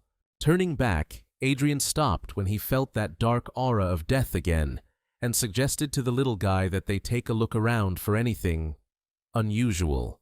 He looked where he'd seen that horrifying, brutal gaze, but found nobody there, so he moved on, reaching the place where the dark aura was so strong he could feel it on his skin. Focusing an aura around himself to slow down the flow of energy, making him less noticeable, the guy rushed forward, and a dark mist instantly surrounded him, but it didn't hurt him. All right, so the disguise is working, seeing as we haven't been jumped yet. Time to keep my eyes peeled. This heavy fog of dark aura. I'm betting it's the reason this whole forest is going haywire. Scan the area, nothing stronger than a E or D rank. Let's head deeper into this darkness. Pushing on, Adrian spotted some wandering monsters behind a tree. He carefully went around them, trying not to attract any attention. Deeper in, Adrian finally understood why the monsters were here. What he saw was unique. Turns out, the trunks of several black trees had fused together, forming something that looked a lot like a dark altar. Peering inside, Adrian saw the body of a massive black tree at the altar's heart, with branches snaking out, feeding dark energy into the forest, it seemed. A smaller monster, decked out in weird robes and covered in ritual tattoos, was scurrying around the giant black tree. This guy's gotta be a priest. Hiding in the shadows, trying not to get spotted, the guy watched carefully, trying to figure out what was going on, but he suspected the priest wanted to absorb the dark energy of the giant black tree. Standing tall next to the massive ent, the priest yelled out that he needed a sacrifice to absorb its power and finally become the king of the moss forest. Staring in shock at what was happening, the kid mumbled something quietly in his own language, not even realizing his body was glowing as his aura began to resist the dark energy around him. Sensing this, the massive ent suddenly stirred and rumbled something, drawing the attention of the crazed priest. Realizing what was up, the priest raised his staff and yelled about an intruder, then summoned deadly fast streams of dark energy that began to scour the area, hunting for the trespasser. And when they found him, they lunged towards Adrian, ready to capture him on their master's orders, or maybe even take him out. Knowing he'd been spotted, Adrian dropped his cloaking aura, instantly nullifying the priest's magic, and the guy grimly noted that the element of surprise was officially gone. The demonic priest glared at the guy with pure hatred and screamed that anyone who stood in the way of his ascension had to be wiped off the face of the earth, whether they were humans or forest spirits. At his command, a whole horde of monsters charged at Adrian with deafening screeches, eager to please their master and deal with the intruder. Knowing he couldn't waste time, the guy got into a fighting stance and unleashed the blazing fist blade, ready to make short work of the monsters blocking his path. Throwing himself into the fight, The guy tried to keep his eyes locked on the priest while staying focused on the battle, successfully taking down every monster dumb enough to get within striking distance. Even though there were a ton of enemies, the guy was tearing through the crowd, obliterating the monsters one after another in some seriously insane combat moves. Even though Adrian was kicking these monsters' asses, he knew he was running out of steam fast, and one slip-up could be his last. That's why he locked his eyes back on the priest, who was barking orders at his demonic goons. Remembering the old saying, "Cut off the head," the guy launched himself at the priest in one massive leap, ready to take him out with a single, focused strike. Knowing the soft spots of different creature classes, Adrian figured taking out a mage in close combat would be a piece of cake, so he charged even harder. As he closed in, he noticed the priest wasn't casting spells to defend himself, but doing something totally weird for a mage. Instead of magic, the sorcerer swung his staff like he was trying to bash Adrian's skull in, which totally threw him for a loop. Adrian was so close he didn't want to dodge and waste time. He just wanted to reach him. But the mage's strike hit the ground and shattered the stone in a blast of energy, right where Adrian had been standing. Landing hard, Adrian grumbled that this mage's strength was on par with a mid-tier warrior, meaning he actually had to dodge to save his own hide. Straightening up and getting into a fighting stance, Adrian watched as the monster gestured, pulling what looked like metal plates towards himself. Frowning, the guy realized this fight was going to be way tougher than he thought. Fused as one with the metal plates that formed his armor, the monster, both mage and warrior, roared, ready for a fight. Hearing the priest call himself the king of Moss Forest, the guy smirked, calling his enemy's words total bull. Enraged by such disrespect, the mage lunged at his enemy, wanting to shut him up for good. Even though the guy was acting confident, he knew he probably couldn't win this fight, so he pulled that powerful crystal out of his pocket, ready to use it now. Knowing he had no choice, Adrian shattered the crystal into tiny pieces with one swift move, just hoping he hadn't screwed up the calculations. Absorbing the released energy, Adrian faced the monster already charging at him, whose staff was closing in on the guy's head, ready to crush him for good. The guy's eyes lit up, and he felt his spiritual energy surge even higher, finally breaking through the threshold for a rank up. And the instant the guy felt himself getting stronger, a massive explosion echoed above the altar. The blast was so powerful it shattered solid rock, sending fragments flying away from the source of the destruction. The mage, sure his attack had landed, felt the full force of the explosion, stunned and thrown aside by it. Adrian stood his ground, feeling the surge of power, realizing the massive gap between E and F ranks. During the rank-up, Adrian instantly summoned a flaming fist blade, countering the enemy and causing that huge explosion. But now, frowning at his opponent, he knew he hadn't finished him. Hunched over, leaning on his staff, the monster coughed roughly, fighting through the pain. But it was clear he wasn't going down easy. Roaring with rage, the monster unleashed blasts of dark flame, determined to finally take out this annoying pest. Seeing the enemy consumed by fury, Adrian got back into fighting stance, smirking as he realized it would be easier to kill him if he lost control. Before the confident hero could even blink, the monster was airborne, a yard away, already swinging for another devastating blow. Surprised by the creature's speed, Adrian smoothly dodged the attack, which instantly shattered the stone surface where it landed. Landing and keeping his eyes locked on the enemy, Adrian noted aloud that its speed had increased dramatically, meaning he needed to be even more careful. Before he could react, he was airborne, narrowly avoiding another powerful strike from the staff. Flipping in the air, Adrian used his flaming fist blade to unleash 3 rapid attacks on the enemy, who hadn't had time to regroup and defend. Even though the hit landed, Adrian had to dodge more heavy attacks because his own strike couldn't break through the monster's tough defense. As Adrian geared up for another close-quarters attack, the monster suddenly conjured a dark energy sphere in its hand and took careful aim. Used to fighting up close, Adrian was caught off guard when the projectile came flying at him. He tried to dodge, but the sphere changed course mid-air. Scorched by the searing, toxic dark flame, Adrian crashed to the ground, stunned by the unexpected attack. Falling to his knees, Adrian gritted his teeth against the incredible pain as the monster arrogantly sneered that no ordinary human could withstand a direct hit of dark energy. But seeing what was happening to his enemy, the monster exclaimed in disbelief, realizing his attack hadn't finished the guy off. Rising to one knee, Adrian began to glow, and the dark energy flames started to dissipate, suppressed by his knightly defense, which was proving useful right now. When the last of the dark energy vanished from Adrian's body, he snapped his fingers and summoned a runic circle behind him, showing his shocked enemy that his opponent was a master of all classes. Roaring with hatred, the monster charged forward again, screaming at Adrian that he had to die and become a sacrifice for its ascension.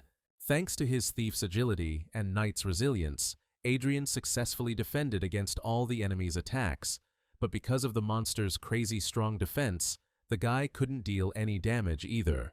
Adrian glanced at his blade, a gift from his parents to the previous soul in this body when he was just 12, and way too weak to do any real damage. Landing after another dodge, Adrian ran another idea through his head, something that might actually work this time.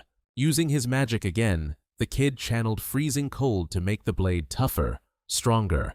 Satisfied with the ice-hardened blade, Adrian got back into fighting stance, ready to get back in the game. Unleashing fist blade on both hands, Adrian ignited one fist and chilled the blade even further, ready to throw everything he had at this monster. Continuing its assault, the monster swung its staff in a crazy pattern, getting angrier and angrier at how hard this guy was to kill. As the beast launched another powerful attack, aiming to obliterate its annoying target, Adrian easily dodged, flying past and slashing the monster's neck with his upgraded blade. Instantly, the open wound frosted over with a thick layer of ice, making the monster roar in pain once more. Using all the agility and speed of a thief class, Adrian blurred around the edge of the enemy's vision, landing slash after slash with the icy blade. Once Adrian was sure that enough of the monster's body was covered in ice, he wound up a fiery punch, a satisfied smirk on his face. Timing it perfectly, the guy slammed a flaming fist into the back of the monster's head with one devastating blow. Reacting to each other, the two elements triggered a massive explosion that tore through the monster's body, causing excruciating pain.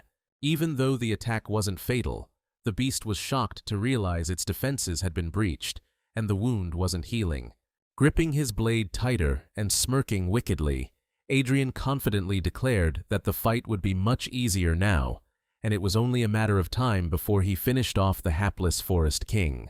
Getting into a fighting stance, he was ready to not just defend himself, but to obliterate the one who, driven by his twisted desires, had corrupted an entire forest and murdered a village of peaceful forest spirits. In a swift lunge, the guy attacked again, slashing the monster's side and preparing to unleash that devastating combo once more.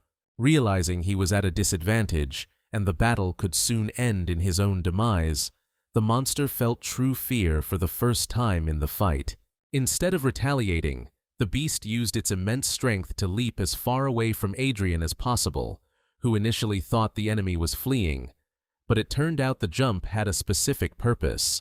The Dark Priest used his magic to sever the branches that were holding the massive ent in place while it was unconscious, causing its eyes to suddenly blaze with light.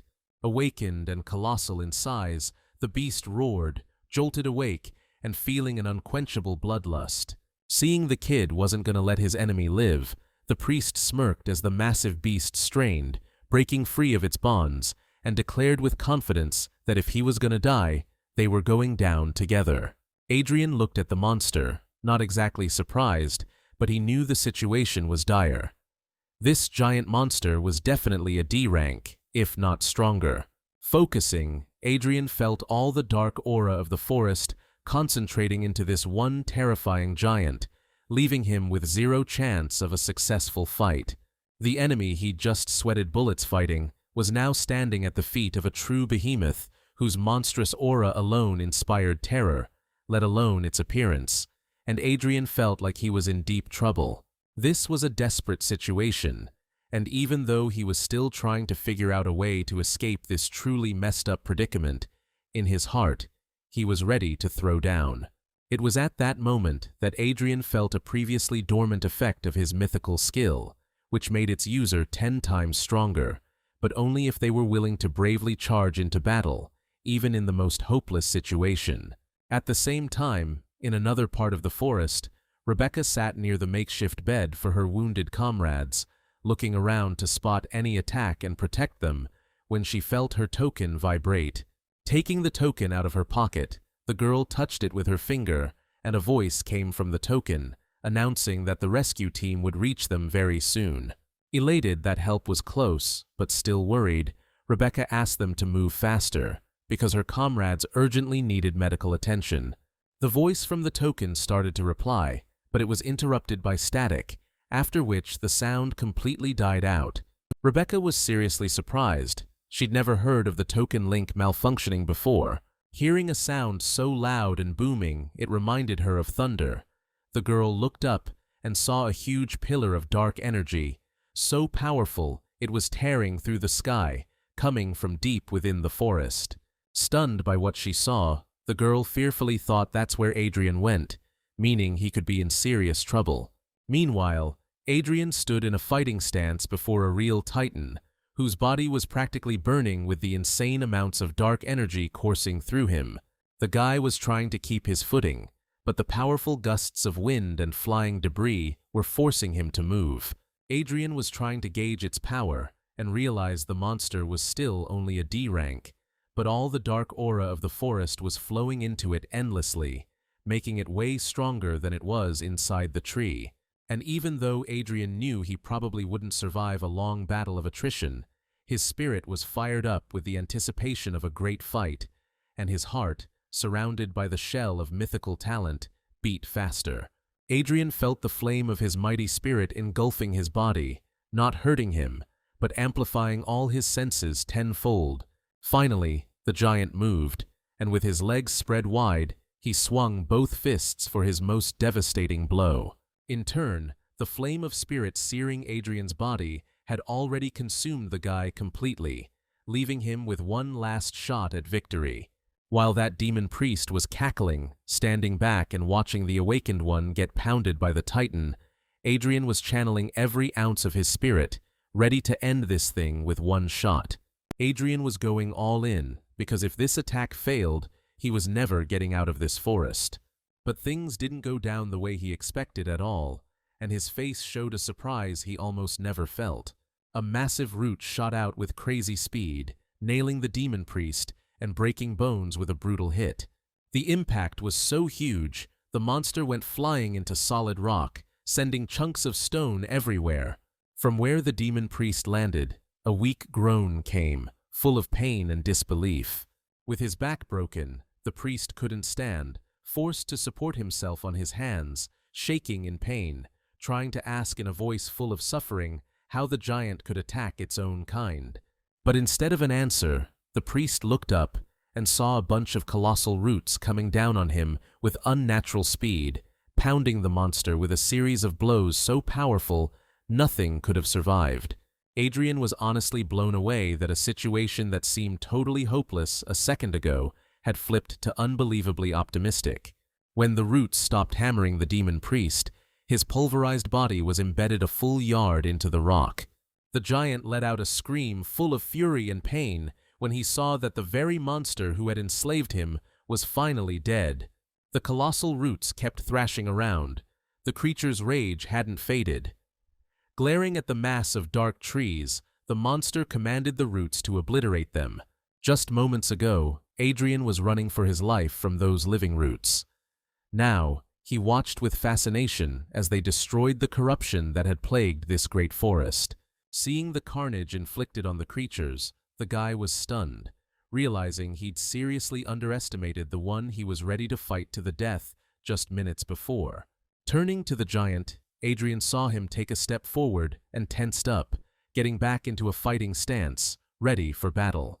The spirit flame, fueled by his mythic rank skill, engulfed Adrian's body once more, ready to fight even after witnessing the unstoppable power of this mighty forest spirit. Readying his blade, Adrian looked up and saw the giant take another step forward. There was no avoiding a fight now, and he couldn't even run, since the roots covered almost the entire clearing. Just as Adrian was ready to fight, the little tree being leaped out from under his costume and onto his head, glaring fiercely at the giant and chattering aggressively in its own language, spreading its little arms as if to protect the guy with its body. The green energy of the forest spirit blazed in the little guy's eyes, just like when it merged its soul with the energy flowing in that little tree near the fence. Reaching out his hand towards the two such different friends, the giant reanimated the roots, which, like snakes, surrounded him, Adrian, and the little guy. Seeing the roots cut off any chance of escape, Adrian doubted whether his skill, which amplified his strength tenfold, could handle such a formidable foe. But the skill's flame flickered out in an instant, the moment Adrian saw something even more unexpected than an attack on the demonic priest. Spreading his arms wide, the giant impaled his own body with massive living roots, shocking the guy who just moments ago was ready to fight the colossus to the death. As the roots crawled out of the titanic body, huge streams of dark energy began to leave it, and small fragments of vibrant green power started to appear around it. Stunned by his own attack, the giant still stood on his sturdy legs, but eventually his strength deserted him, just like the dark aura, causing the colossus to stagger and, rolling his eyes back, fall on his back with a thunderous crash. The streams of green energy around the giant transformed into those very same memory spheres that the little treant had recently summoned by touching his little tree. Looking into these spheres, Adrian finally learned how the corruption had conquered this mighty forest, specifically under the influence of that same demonic priest who brought the dark spirits, whose madness infected the surrounding nature. Arriving with them at the settlement of peaceful Ents, the priest demanded that they hand over their sacred relic, around which the settlement was built. He offered the spirits to join him in exchange for their lives, but the proud tree spirits gave a thunderous refusal, ready to fight for their home, their kin, and their sacred relic. And although they fought with all their might, the odds were clearly not in favor of the good spirits, and so one of them, finding a soul that was supposed to become a new tree spirit, instilled it into a small tree in the hope that at least it would survive this attack. Hiding the kid's soul, the Ent charged into battle, but in seconds, a dark spirit impaled him with a spear, all on the demon priest's command. Adrian watched the slaughter of the peaceful tree spirits with pity, realizing the kid survived the attack only because this tree spirit sacrificed himself.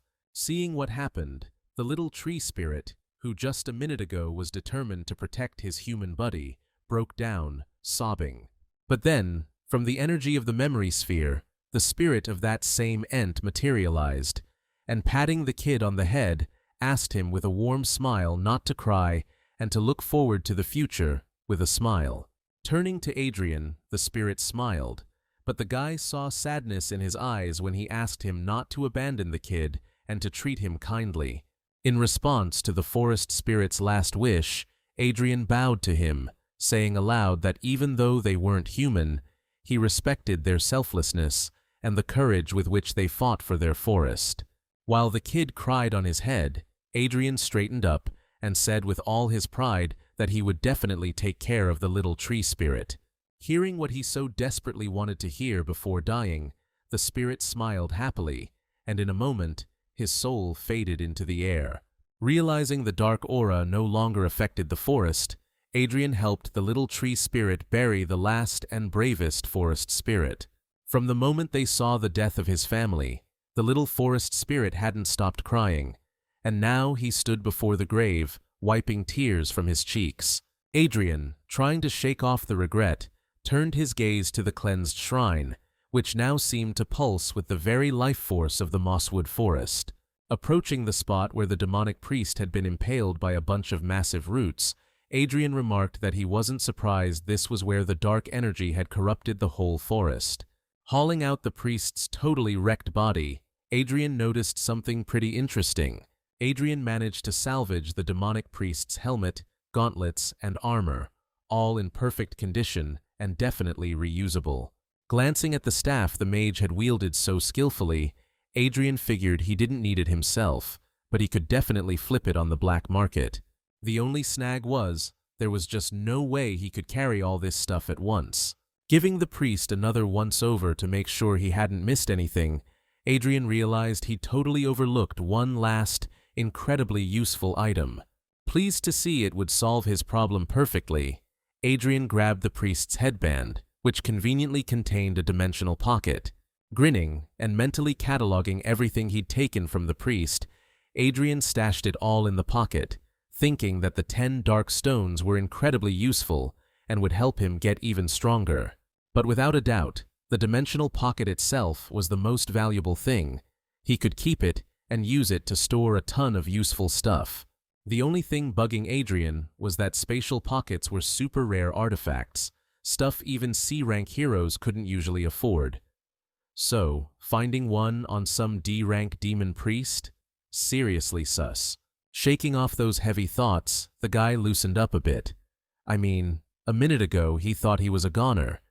He could afford to sweat the small stuff, like how lame that bandage looked. Definitely needed an upgrade later. Finally, the little tree dude shuffled over, looking all bummed out. Adrian asked him if he'd said goodbye to his family. The little forest critter nodded, then hopped right onto Adrian's shoulder.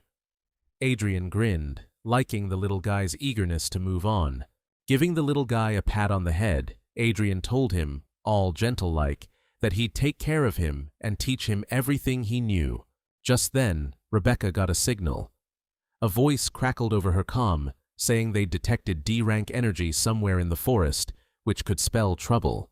Glancing worriedly into the woods, the girl thought about how long Adrian had been gone and how he still wasn't back. It was really getting to her. But then, as if answering her thoughts, something blurred between the trees, hauling butt in her direction. Calling Adrian bro again, the girl visibly brightened when she realized her worries were for nothing. He was back, and not a scratch on him. Blushing in front of the guy she clearly had a thing for, she told him they'd spotted a D-rank mutation in the forest. Adrian just gave her a calm smile. Adrian wasn't sweating the mutations. He was more interested in when the evac team would finally show up. Squatting next to the sleeping squad, Adrian reminded Rebecca to keep the promise she made him. Seeing her nod in agreement, the guy laid down with the others, relaxed his body, and closed his eyes. Rebecca's gaze turned a little worried again. Then she sighed, finally realizing he was just faking being unconscious. At that very moment, turning towards the forest, Rebecca spotted approaching figures that looked familiar. Standing before Rebecca, in all his glory, was her mentor himself, accompanied by several other awakened. For reasons Rebecca couldn't understand, even seeing 4 unconscious bodies, her mentor said the most important thing was Rebecca's safety. Ordering some of the rescue team to help the injured and Rebecca get out of the woods, the guardian archer himself called the rest to follow him, to figure out what caused the mutation. Rebecca managed to shoot them a worried look as the squad moved in quick bursts between the trees and disappeared into the thicket. After a while, the rescue team, together with the injured, arrived at the Awaken's camp on the outskirts of the city. No sooner had the rescue team left the infirmary, leaving the wounded alone with Rebecca, than Adrian opened his eyes, got up, stretched, and prepared to leave. Rebecca tried to stop him and talk, now that they were alone, but was met with a disinterested glare. Turning away with a scowl, the guy cut her off, telling her to have her commander personally deliver his reward for the forest investigation. Before Rebecca could even reply, Adrian walked out, slamming the door behind him, causing her to grumble unhappily, crossing her arms over her chest in annoyance. Just then, her badge suddenly vibrated, and her mentor's voice came through, asking if the archer had encountered any other awakened in the forest. Flustered by the realization she had to keep the guy's secret, she stated plainly that she hadn't seen anyone. The man's voice sounded surprised in response, saying that the team had reached the altar and saw that it was already cleansed, and only a D-rank team or higher could have done that. Rebecca frowned, looking from her badge to the door, wondering how Adrian could have managed it alone, since he'd only recently awakened. Adrian finally made it back to his district, thinking that while he had plenty of dark crystals, he was seriously lacking in other resources. Stretching as he walked and smiling as he looked around, Adrian happily noted that he had not only successfully completed his tasks, but also gained a better understanding of his abilities. Realizing how much he could do now, and just how powerful he'd become, the guy was dead set on learning new skills ASAP. Suddenly, the little wood sprite popped out from under his suit, chirping away in its own language. The guy was starting to understand him a little, and he got the distinct impression that Tiny was hungry. Giving the little guy a head pat with his finger, Adrian wondered what the heck he even ate.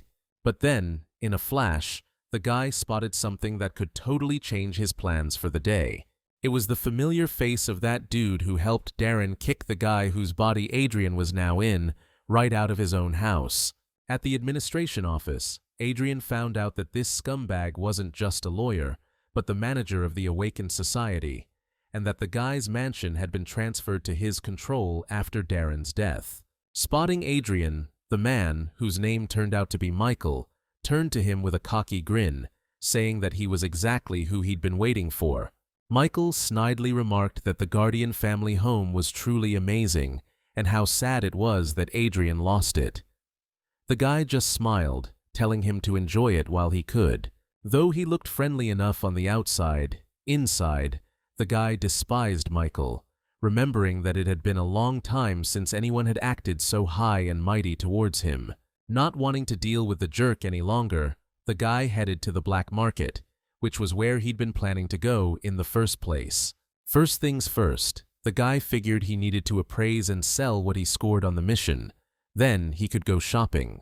On the way, the guy grabbed the little tree guy some grub, but now, for some reason, he heard that unhappy crackling from under his suit again. The little tree dude grimaced and spat out the burger bits he'd bitten off, still bummed about being hungry. Adrian, just to be sure, double-checked if the food was really the problem, and the little guy nodded hard, confirming it. Realizing human food was a total no-go for the little dude, the guy headed through the black market toward a stall that might have something suitable. That stall also had an item appraisal point, which was exactly what the guy needed. Adrian sighed a little sadly, seeing a couple of long lines he definitely didn't want to wait in, but one of the doors had nobody around. Surprised by this, the guy shrugged and, figuring the appraisal methods were all the same, headed that way, which really surprised everyone around him. People around him snickered and whispered, remarking that the guy was a real glutton for punishment if he was going into that place. Just as he grabbed the handle, Adrian noticed a sign on the door saying he'd have to solve a spirit pattern, or else get 3 whacks from the guard. Not scared in the slightest, the guy calmly opened the door and walked inside, where a sturdy-looking man in a comfortable-looking wide cloak stood at full height. Adrian instantly understood that the man was a true professional of at least rank C, and this fact quite surprised the guy. The man smirked confidently, noting that another guy had come for the triple strike, and asked Adrian if he had read the rules before entering.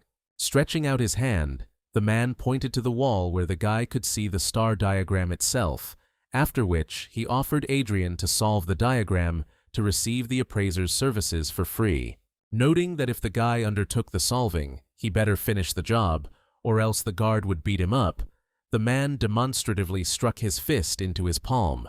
Adrian didn't pay any attention to the aggressive gesture, and instead looked at the rather curious spiritual diagram on the wall. The guard told Adrian he could scram if he was scared, then he wouldn't have to dirty his hands on the guy. Shifting his gaze from the diagram to the man, Adrian sneered and noted that the owner of this establishment was apparently no fool, hiring a cur to do all the dirty work.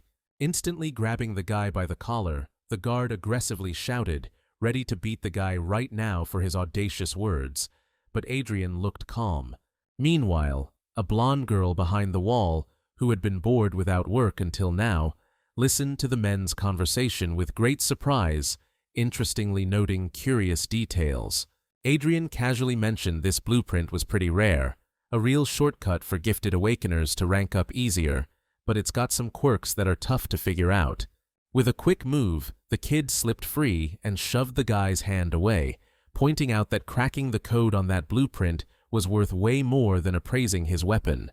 Figuring it was a pretty obvious scam and the owner just didn't want to pay to decode the blueprint, Adrian smirked, which totally pissed off the guard. One look at the blueprint was all Adrian needed to know the guy's boss was a goner. Using those stargates was definitely draining his spiritual energy like crazy. In a heartbeat, the guy lunged, hand raised, ready to smack down the punk who dared disrespect his boss. But a calm, clear woman's voice suddenly cut through the air from behind the partition, telling the guard to stop. Caught off guard by the sudden order, the guy turned towards the girl who had stepped out, totally confused why she'd stopped him. A pretty blonde girl appeared in front of Adrian and addressed him, saying she'd be super grateful if he could lend her a hand. The guy suddenly blurted out, totally shocked, asking if the kid was actually telling the truth about her condition. Grinning, Adrian turned and headed for the door, just tossing over his shoulder that the job was too much of a pain to do as a favor. He said the girl could just kick the bucket if she was so greedy, but suddenly a guard appeared, slamming the door shut and exclaiming he had to help. Knowing he couldn't let the guy who could save his mistress get away, the man tensed up, ready to stop Adrian by force. Seeing the aggression, Adrian unleashed his aura and gave the guy a hard stare, asking if he really wanted to throw down. Feeling such a powerful aura, the guard was clearly thrown off, not understanding how this scrawny dude could be so strong. Realizing he couldn't possibly handle someone so powerful, the man dejectedly dropped his head in a bow, apologizing and begging the guy to help his mistress. Looking down at the man, Adrian took a step toward the door, saying that in this world, you can't just apologize your way out of everything. Holding his head high, the guy opened the door and walked out of the assessment center, not looking back. Gritting his teeth in desperation, the guard suddenly lunged forward, rolling across the floor and out of the room.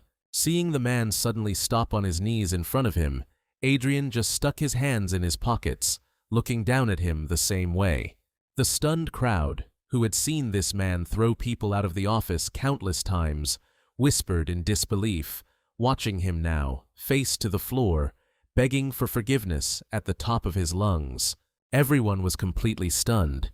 They expected Adrian to be the one getting tossed out on his ear, but things went down very differently. Suddenly, a girl came out of the office, pulling down her hood and apologizing for her bodyguard's behavior and her own. With her head bowed and hands clasped, the girl sincerely apologized again in a clear voice. Turning to her, Adrian's smile vanished as he studied her intently, realizing he'd seen this girl before. He remembered back in his past life, talking to a similar girl on the battlefield, and hearing her promise him a real, unpleasant welcome if he ever set foot on her turf again. But they were actually close, because in his past life, she was Adrian's comrade, someone whose help he always valued. Thinking this girl might be a descendant of his old friend, Adrian asked her name. The girl bowed her head again, saying her name was Lily Breyer, and then she asked Adrian, again, to help her with her problem and heal her. Hearing the name Breyer, Adrian knew he was right, and he looked at the girl in a whole new light. Going inside, Adrian tossed the girl his stuff and the list, saying he'd help, but he wanted his payment up front. A few minutes later, while the girl was busy with her own thing, her bodyguard, Darius, whispered his suspicion of Adrian, saying he was too young. Looking at the bodyguard skeptically, the girl pointed out that only she and Lily knew the secret of her body, but Adrian described it from just one glance at the diagram, as if he'd seen it manifest himself. Darius stood up from his chair, trying to argue, pointing out that the guy could be a spy. In turn, Lily silenced him, saying that they absolutely couldn't let her condition become known outside this room, because it could undermine her family's reputation. Darius fell silent, looking down guiltily and trying to think of something, anything to say. But the girl ended the conversation, noting that she had to take every opportunity to heal. Crestfallen, the man lowered his head, went out into the hallway, and stood by the door to prevent anyone from disturbing his mistress.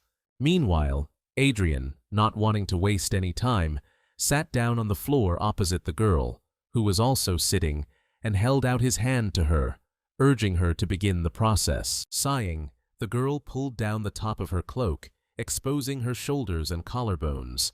Embarrassed, Lily looked away, timidly asking if he could see everything, as an unusual mark lit up on her chest, which Adrian immediately began to examine. His eyes lit up too, and the mage's insight kicked into high gear, allowing him to study the mark in every detail. Adrian figured seals like that were made for all sorts of reasons. Mages, especially ones with weak bodies, often use them to stabilize their spiritual energy, keep it from going haywire. But the seal on this girl was something else. The guy frowned, studying Lily for a long moment, then finally spoke up. He asked if he was imagining things, or did she have the body of spiritual inscription? Which, yeah, totally confused Lily. Getting worried, the girl asked him, all confused, if that was some kind of nasty disease. The guy explained that the body of spiritual inscription was a gold-tier talent. Unlike most, it sometimes pops up in mages when they hit D rank, but it's rare. Stunned, the girl even clapped a hand over her mouth, realizing her ailment wasn't some disease or poison, but a super powerful talent. Adrian pointed out that the talent's pretty rare and usually inherited, so she's got to have some seriously strong mage in her family tree. Narrowing his eyes, looking annoyed, the guy wondered how she hadn't even heard of this skill. It's rare, sure, but seriously powerful. Lily said her grandma and aunt were both crazy powerful mages, but they died fighting monsters, and a lot of stuff was never made public. Hearing her words, the guy suddenly looked bummed out and glanced away, sadly realizing his good friend was gone. Clenching his eyes against the pain, the guy forced himself to forget the departed, and opening his eyes, said he would now teach Lily one of his techniques, which would allow her to heal. In his head, the guy sadly noted that her relative had mastered this technique, meaning he could leave Lily something very valuable, something connected to her. Bowing her head to the floor, the girl bowed again, wholeheartedly thanking Adrian for his generosity. Standing outside the door, Darius frowned unhappily, trying to block out the sounds coming from behind the wall. Sitting in the lotus position and trying her hardest to learn the new technique, Lily had been straining for quite a while, causing her to sigh involuntarily. About an hour after she began studying the technique, a small amount of energy suddenly flowed from Lily's chest, forming a sphere. The tense girl didn't notice, but the guy, surprised, recognized in this sphere one like those that appear when he defeats monsters. Quickly absorbing this energy, the guy figured that her spiritual energy, due to studying the technique, had begun to overflow, which is why it left her body. Taking advantage of this energy, the guy took out one of the dark stones he had with him and broke it, intending to purify it. Adrian usually needs about 5 minutes to purify the energy of a dark crystal, but the girl's absorbed power turned out to be so pure that it sped up the process tenfold. Adrian watched the stone crumble in his hand and figured this little exercise might be good for more than just Lily. Grabbing all the crystals he had on him, the dude decided to cleanse and absorb all the energy inside. Focusing hard, he used one of his spirit's techniques to absorb enough juice to rank up to D. Suddenly, energy streams sliced across the guy's cheek, totally throwing him for a loop. Adrian's eyes widened in fear because he remembered his body was still too weak, and there was no guarantee it could handle this much power. The dude strained, desperately trying to withstand the onslaught of this mighty force as his body was covered with more and more wounds, which could lead to some seriously bad news. Adrian's strength started to fade, and withstanding the pressure became harder and harder when he looked up. Lily, who had been struggling hard before, was now able to focus on her goal without much difficulty. Turning red from the strain, Adrian decided there was no other choice, meaning he had to pull out all the stops. Forming a seal with his hands, the guy unleashed his spirit to use the technique he wanted at full power. Adrian's face was covered in scratches, and you could see the pain in his eyes as he started gathering his energy for the next step. Knowing how tough this was going to be, he switched techniques, splitting the energy into thin threads that he could shape into new forms. From those threads, he built a brand new, empty array, ready to soak up new properties. That array just materialized in the air as Adrian used his final technique, forcing all the excess energy right into it. Adrian finally breathed easy as the array sank back into his body and his wounds started to heal. All that extra energy was safely stored. He sighed, then sadly closed his eyes, kicking himself for being careless and knowing he couldn't pull this off in a real fight. Finally, Lily opened her eyes and exhaled, letting all the tension drain out of her body. Looking at her hands, she focused on how she felt and realized the sickness was gone, and a happy smile just bloomed on her face. Overcome with emotion, she jumped on Adrian, even knocking him over, squeezing him tight and shouting thank yous in a joyful, high-pitched voice. Darius, who rushed in after hearing the commotion, immediately yelled, telling the girl to cover herself up. After hearing everything that happened in the office from Lily, Darius threw himself to his knees in front of Adrian.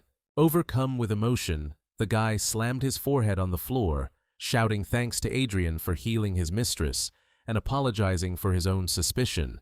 Adrian even noted with some surprise that Darius was almost too loyal to Lily, though he respected the guy for it. Sitting at the table, Adrian raised a hand and firmly stated that the healing wasn't free, so Darius better bring him payment. The overjoyed man grabbed the box with all the items Adrian had asked him to appraise and placed it on the table, also pointing out that his dagger had been appraised too.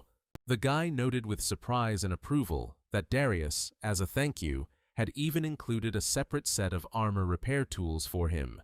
Looking at the blade, Adrian realized it was some kind of black branch fang, a bronze rank weapon, which wasn't great, but it suited him well enough.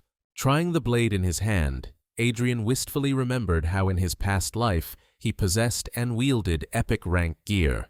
With one swift motion, Adrian gathered everything else into his spatial bag. What they saw greatly surprised both Lily and Darius, who thought in stunned amazement that even B-rank awakeners didn't possess treasures like that. Oblivious to anything special about what he'd done, Adrian asked what exactly had surprised them so much. Darius immediately threw up his hands, assuring the guy they hadn't seen anything out of the ordinary, while thinking to himself that Adrian was truly something else. As the guy walked away from his new acquaintances, both Lily and Darius bowed to him gratefully, which greatly surprised the other visitors at the appraisal office. The second Adrian stepped out of the building, everyone started whispering loudly, noting with envy that the guy was being seen off by an absolute knockout. Strolling through the black market, the guy smiled contentedly, realizing he'd gotten even more for his services than he'd planned. However, Adrian couldn't shake the feeling that he'd forgotten something important, and then he remembered he'd wanted to find some food for the little tree sapling. At that very moment, he felt something moving in his spatial pocket. Peeking inside, Adrian saw the little tree baby and asked with confusion why it had climbed in there. When the little guy turned to face him, Adrian saw that the desperately hungry baby had drunk all the spiritual energy potions that he'd just bought. If Adrian could have just disappeared into the earth from frustration, he definitely would have, even though he knew he himself had forgotten to feed the little guy. Arriving at the Warriors Guild, Adrian frowned, thinking spirit power potions were way too expensive to buy all the time, but the little guy had to eat. Even though the thought of the kid bankrupting him wasn't exactly thrilling, he brightened up, figuring the little dude was bound to grow up super strong. He was about to look for more quests when a cheerful Frank popped up, announcing he'd signed Adrian up for a meet and greet between the Warrior and Knight guilds. Frank was clearly stoked about his gift, but Adrian turned away, saying he wasn't interested in that kind of thing. He just knew that this newbie Warrior-Knight experience exchange wouldn't do him any good at all. He figured the reward would be peanuts, but Frank silently handed him a slip of paper that mentioned $1 million prize and 10 crates of spirit power potions. Adrian froze for a couple of seconds, just calculating how awesome that reward was. And when the full weight of that prize hit him, he snatched the paper from Frank's hand and proudly declared he'd live up to the mentor's expectations and take first place. Even though Adrian insisted he'd easily win, Frank chuckled good-naturedly, saying the guy had only just awakened, so he shouldn't get his hopes up. Frank pointed out there'd be a lot of elites there, and he'd only invited Adrian to get some experience, even though the guy himself had zero doubts about winning. As Adrian headed for the exit, Michael and Roosevelt watched him, telling a hooded guy that Adrian was the reason his brother Mark died, never getting rescued from the woods. They were pushing the idea on this sword-wielding dude that Mark's death was from a blade wound, not a monster attack, and Adrian, who had beef with the knight, was the prime suspect. With a heavy sigh, the guy stated that if Adrian really killed Mark, then he was going to pay the ultimate price, which brought smiles to the faces of those two scumbags. After a short walk through Dawn City, Adrian arrived at the Awakened Arena, where the showdown between warriors and knights was supposed to happen. Adrian figured out that this event was specifically set up for gifted Awakened ones, meaning everyone there would be at least silver rank. Stepping out to the arena, the guy looked it over and admitted that this place, built for meetings between guilds of different classes, looked seriously impressive. Once again, Adrian grabbed the attention of all the Awakened folks who'd come to the event, who thought he was a total show-off for being at the arena. After talking to the other organizers, the host announced the start of the event and said the fight order would be determined by the numbers on the bracelets they gave out. To his surprise, Adrian was one of the first in line for a duel, and as he walked out, stretching his arms, he caught the eye of Rebecca and her mentor, who'd come to watch the event. Even though the archer's mentor said Adrian was way too cocky for someone who'd only recently awakened, Rebecca didn't dare comment, awkwardly looking away. Adrian bowed respectfully to his opponent, who returned the bow with a snide remark about how the kid would be an easy target. The slightly chubby and pretty young E-rank knight got into a fighting stance, ready to take care of his opponent in seconds. But before the knight could even move, Adrian's flaming fist slammed into his jaw. Looking down at his opponent with arrogance in his eyes, Adrian told him to shut his mouth if he wanted to accomplish anything in this fight. The force of the blow sent the knight flying, unable to keep his feet. Landing hard, the guy curled up and coughed, rubbing his sore jaw and noting that the hit packed a real punch. The crowd, including Roosevelt, Michael, and their buddy who had just arrived, were blown away that a newly awakened dude could send an E-rank knight flying with a single hit. The knight, snarling with displeasure, whined that Adrian had attacked him by surprise, and that's the only reason he landed the hit. Adrian clicked his tongue, never taking his eyes off his opponent, thinking that losers are always full of excuses. Turning his head, the guy noticed a really nasty, hateful aura coming from the spectators.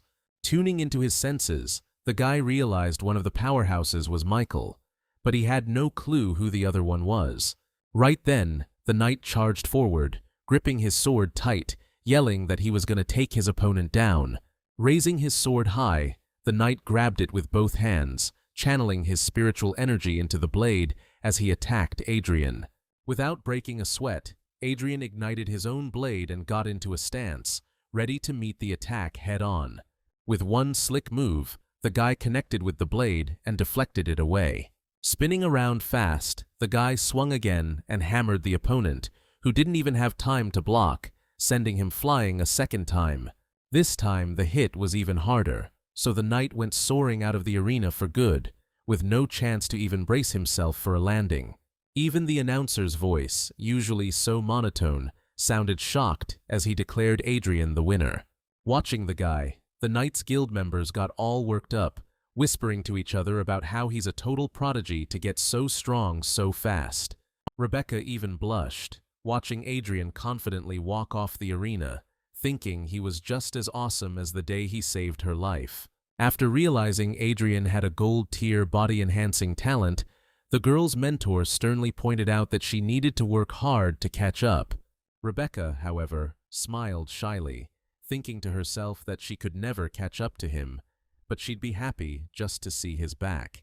Setting down his glass on the table, the cloaked man grimly said he was now sure Adrian killed his brother, but Roosevelt and Michael didn't even crack a smile. Adrian, for his part, kept winning again and again, always finishing each fight with a single blow. One of his opponents dared to rush into the fight without a bow, clearly wanting to be the first to land a hit on the mighty Adrian. Stepping aside, a smirking Adrian let the cocky opponent, who was expecting resistance, send himself flying out of the arena. Stepping down from the arena, the guy smiled smugly, enjoying the disgruntled comments of the knights who thought it was all about his gold talent. Turning to those talking, the guy snidely remarked that they should think about why they didn't go after gold talents themselves if they thought they were dishonorable. Turning away from the ashamed knights, Adrian happily noted that he was pleased everyone thought his talent was just body enhancement. The announcer once again announced the fight, inviting Adrian and a Joshua Arrearguard to the arena. Hearing the name, the guy realized Arrearguard sounded familiar, but he couldn't place it. Excited whispers broke out among the knights, discussing Joshua and calling him a true prodigy. Throwing off his cloak, Joshua gave his opponent a hard but controlled look, while the others remembered his brother, Mark.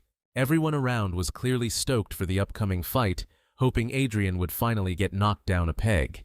Giving a grim bow, Adrian heard someone yell a supportive comment towards Joshua, suggesting he rearrange the warrior's teeth. Hearing who Adrian's opponent would be, Rebecca got worried, and her mentor remarked, with no joy, that Adrian's winning streak was about to end.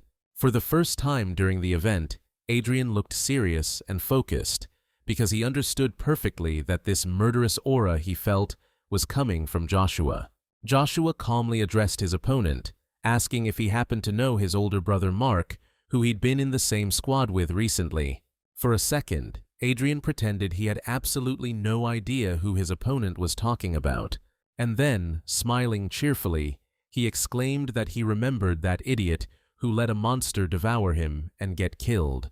The guy's words sparked real hatred. Adrian could practically taste it, and Joshua snarled that he'd crush his opponent. The knight was so pissed, he unleashed this blinding knightly aura, letting everyone know Joshua wasn't messing around. Rebecca was clearly worried, but her mentor just smiled, pointing out Joshua was already at the peak of E rank and about to hit D. He said Adrian didn't stand a chance, but Rebecca was 100% sure her little bro wouldn't let himself lose. Watching the fight kick off, Michael adjusted his glasses, looking smug, figuring Joshua would easily take care of the so-called threat, Adrian. Taking off like a shot, the guy charged into battle, screaming that he'd turn his enemy into Swiss cheese for his brother's death. The attacker's eyes glowed with spiritual energy, and his hands moved with insane speed, wielding the spear as the knight used one of his skills. Everyone around was stunned by this incredibly powerful attack, because Joshua was attacking with the spear so fast it was hard to even follow. Even though the attack was seriously impressive, Adrian was ready to meet it head-on and show that he could bring it too. Tracking the very first thrust of the spear, Adrian raised his sword and attacked himself, aiming right for the tip. With equally insane speed, Adrian started swinging back, meeting the tip of Joshua's spear with the point of his sword every single time. Joshua, planted like a tree, rained down attacks, but Adrian danced around, deflecting every thrust of the spear. Abandoning his first plan, Joshua started moving too, slashing the air with his spear, aiming to connect, while the crowd realized Adrian was even tougher than they thought. Rebecca, blushing hard, even covered her mouth, realizing just how much she was crushing on Adrian. All this time, Adrian was just blocking, but then he saw an opening and lunged, forcing Joshua to block and break his attack sequence. Not expecting to be on the defensive, Joshua was actually knocked back by the force of the blow, and he scowled, realizing the guy's sword was no joke.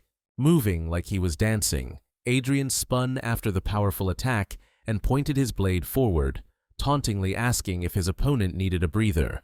Twirling his spear, Joshua straightened up and asked point-blank how Adrian got so strong if he'd only awakened recently.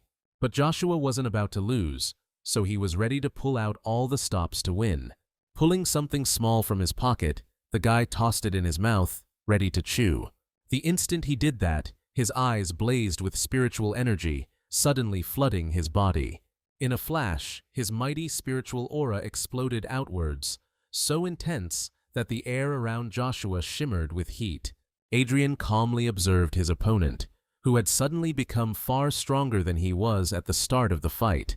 Rebecca's mentor suddenly jumped to his feet, exclaiming indignantly that Joshua had taken something he shouldn't have, boosting his power to D rank, and Adrian needed to be saved. Lunging forward with incredible speed, Joshua roared that he was going to crush him, and his aura suddenly took the form of a dragon, its jaws ready to snap shut on the guy's body. People around raised their hands, trying to shield themselves from the searing aura of the knight, and one of the spectators remarked that the guy's spear was unbelievably powerful. Smirking confidently, Adrian got into stance and charged forward, boldly declaring that Joshua's power was nothing he couldn't handle. Even Rebecca, who knew how strong Adrian was, screamed at him in a panic to dodge, or he could get seriously hurt. Michael, on the other hand, grinned with satisfaction, pleased that his enemy was so boldly rushing headfirst towards his own destruction. Digging his feet firmly into the arena, the surface of which began to crumble from the mighty force of the two combatants, Adrian bravely met the tip of Joshua's spear with his blade. Adrian put everything he had into that strike, but the sword, which had held up against the knight's attacks so well, suddenly cracked. Joshua's attack was so powerful, the sword shattered, and the spear kept going, piercing Adrian's body. Joshua, blood boiling with hatred and revenge, shouted triumphantly, believing he'd taken down his enemy with one blow of his mighty spear. But Adrian stood firm, and Joshua suddenly realized he couldn't move the spear at all. Smiling, Adrian looked up at his opponent, waiting to see the shock in his eyes, when he realized the spearhead was stuck in a spiritual energy shield on his chest. His gaze turning menacing, the guy calmly explained to Joshua that he knew all his tricks and had spotted his little boost from the start. Stunned and angrier than ever, Joshua tried to yank the spear free, but he couldn't budge it, so Adrian reached out. Seeing Adrian was about to grab the spear, Joshua tried to let go, but realized he couldn't even relax his grip. The guy's eyes lit up as he prepared to use his own spiritual energy against the knight. In an instant, a powerful aura radiated from the guy, scorching the defenseless Joshua. Using his own spirit, Adrian tapped into Joshua's immense energy, absorbing it to become even stronger.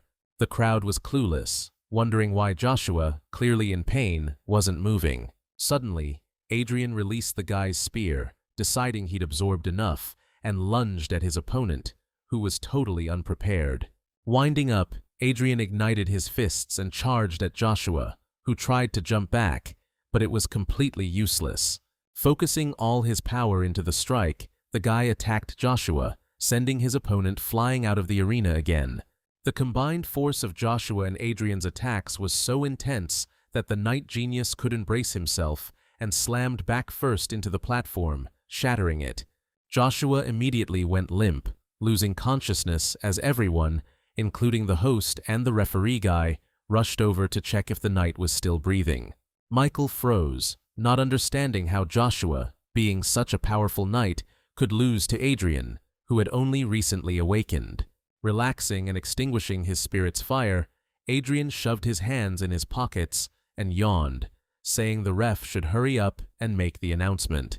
The judge sternly pointed out that Adrian went too far, to which the guy reasonably responded that his opponent used some performance enhancers, and Adrian just had a power surge by accident. The judge was speechless, totally stunned by the breakthrough, once again marveling at Adrian's power, realizing he'd hit the peak of E rank. Joshua, meanwhile, snapped back to his senses, and with a furious glare at Adrian, was about to charge back into the fight. But then, he felt something weird in his chest. He looked down and saw a strange dent in his armor that was burning like crazy for some reason. A split second later, that dent just exploded, ripping through his armor and giving our beloved knight another nasty wound. The judge immediately called for a medical team to help Joshua, and Adrian, smirking, stepped down from the arena, thinking to himself that the wound wasn't fatal. People were blown away because they realized that no one here would be able to beat him. Back at the Warriors Guild, inside one of the offices, there was a flurry of footsteps. Clearly, someone was in a hurry to leave. Bursting through the door, Frank grumbled, complaining that the guild leader had called him in way too suddenly. He was about to watch the Knights versus Warriors showdown. Figuring he could still catch the tail end of it, Frank hurried off, while Roosevelt smirked, knowing it was time to make his move. As the guy rushed towards the exit, he was suddenly surrounded by a bunch of guys in suits. Frank turned to Roosevelt, who had approached him, and asked point-blank what he wanted, since he was in a hurry to catch Adrian's fights at the Knights Guild meetup.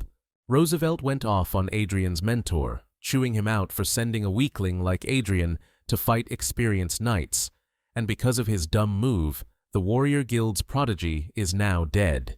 Frank's eyes widened in horror when he heard that his protégé, the one he'd been worrying about this whole time, had died because of him.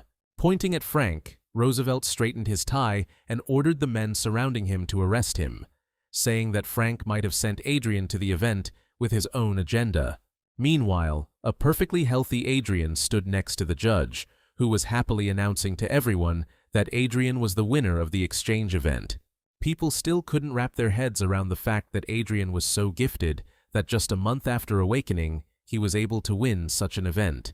After getting his reward, the guy was pretty bummed, since he got way less as a prize for winning than he expected, but he reassured himself that at least there's food for the little one now.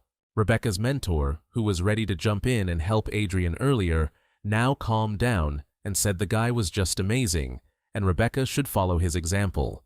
And Rebecca, completely glued to the guy, could only agree with her mentor, even though she wasn't listening at all, her mind completely occupied by Adrian. Suddenly, the mentor gasped, remembering the Dawn Fortress event, and thinking that the Warrior Guild could now appoint Adrian as a participant, even if it breaks all the rules. Even though the girl rightly pointed out he wasn't experienced enough, the mentor said if he were in the Archers Guild, he'd pull strings to get Adrian on the team. Job done, Adrian heads back to the guild to get back to training ASAP. The guy pulled a vial of spirit potion from his dimensional pocket to feed the little tree sprout. After getting his treat, the little guy perched on the cork and started gulping it down, grinning ear to ear, happy to finally have a tasty meal again. Glancing at his dimensional pocket, the guy noticed again how gnarly it looked, and also thought about how much he wanted to blow Frank away with his win. Adrian's driver was one of the guild's assistants, who asked him why he left the arena so early, then guessed it was because the event wasn't exactly a thrill ride for Adrian. Adrian said the meeting wrapped up, that's why he left, which totally surprised the assistant, who exclaimed that the event usually went late into the night, then asked who the winner was. Without much pep, Adrian, propping his cheek with his hand, said that he was the winner of the event this time around. Clearly not buying it, the driver played along and congratulated Adrian, thinking to himself that he should ask for the guy's training to be doubled. They finally got to the guild, and surprisingly, there were a ton of people hanging around the entrance, which threw Adrian for a loop. Getting closer, Adrian noticed that most of the people there were officers from the Dawn City Enforcers. Inside, Roosevelt was yelling at the Warrior Guild students, who were defending their mentor and refusing to let him be taken into custody. One of the students shouted back indignantly, pointing out that Master Frank had always been kind to geniuses and that he was just being framed. An enforcer named Hans stepped forward, calmly saying that Frank was only pretending to be a good guy and was actually corrupting the young talent for his own gain. Giving the student a calm but threatening look, the man said that they had received a report of Adrian's death and found undeniable evidence of Frank's involvement. Frank stared in stunned disbelief at the people surrounding him, trying to take him into custody, and struggled to understand how his normal day had turned into something so messed up. Turning to his students, he told them to leave, stating that his conscience was clear and he was ready to surrender if he received a fair judgment from the enforcers. The warrior students gritted their teeth in anger, but were forced to allow their mentor to be arrested, who, frowning ahead, placed his own hands behind his back. Finally calming down, Roosevelt told Frank to his face that he hadn't framed him, and that there really was solid proof of the warrior's guilt. Roosevelt had already relaxed and sighed contentedly, feeling like his job was done for the day. But suddenly, a wave of heat washed over him. That flaming fist slammed right into Roosevelt's jaw, scrambled his brains, and knocked him flat. The punch was so freaking powerful, Roosevelt went airborne and cracked his skull against a wooden post. Spitting blood, Roosevelt cursed a blue streak, figured it was one of Frank's students, and ordered Captain Hans to arrest the whole damn lot of them.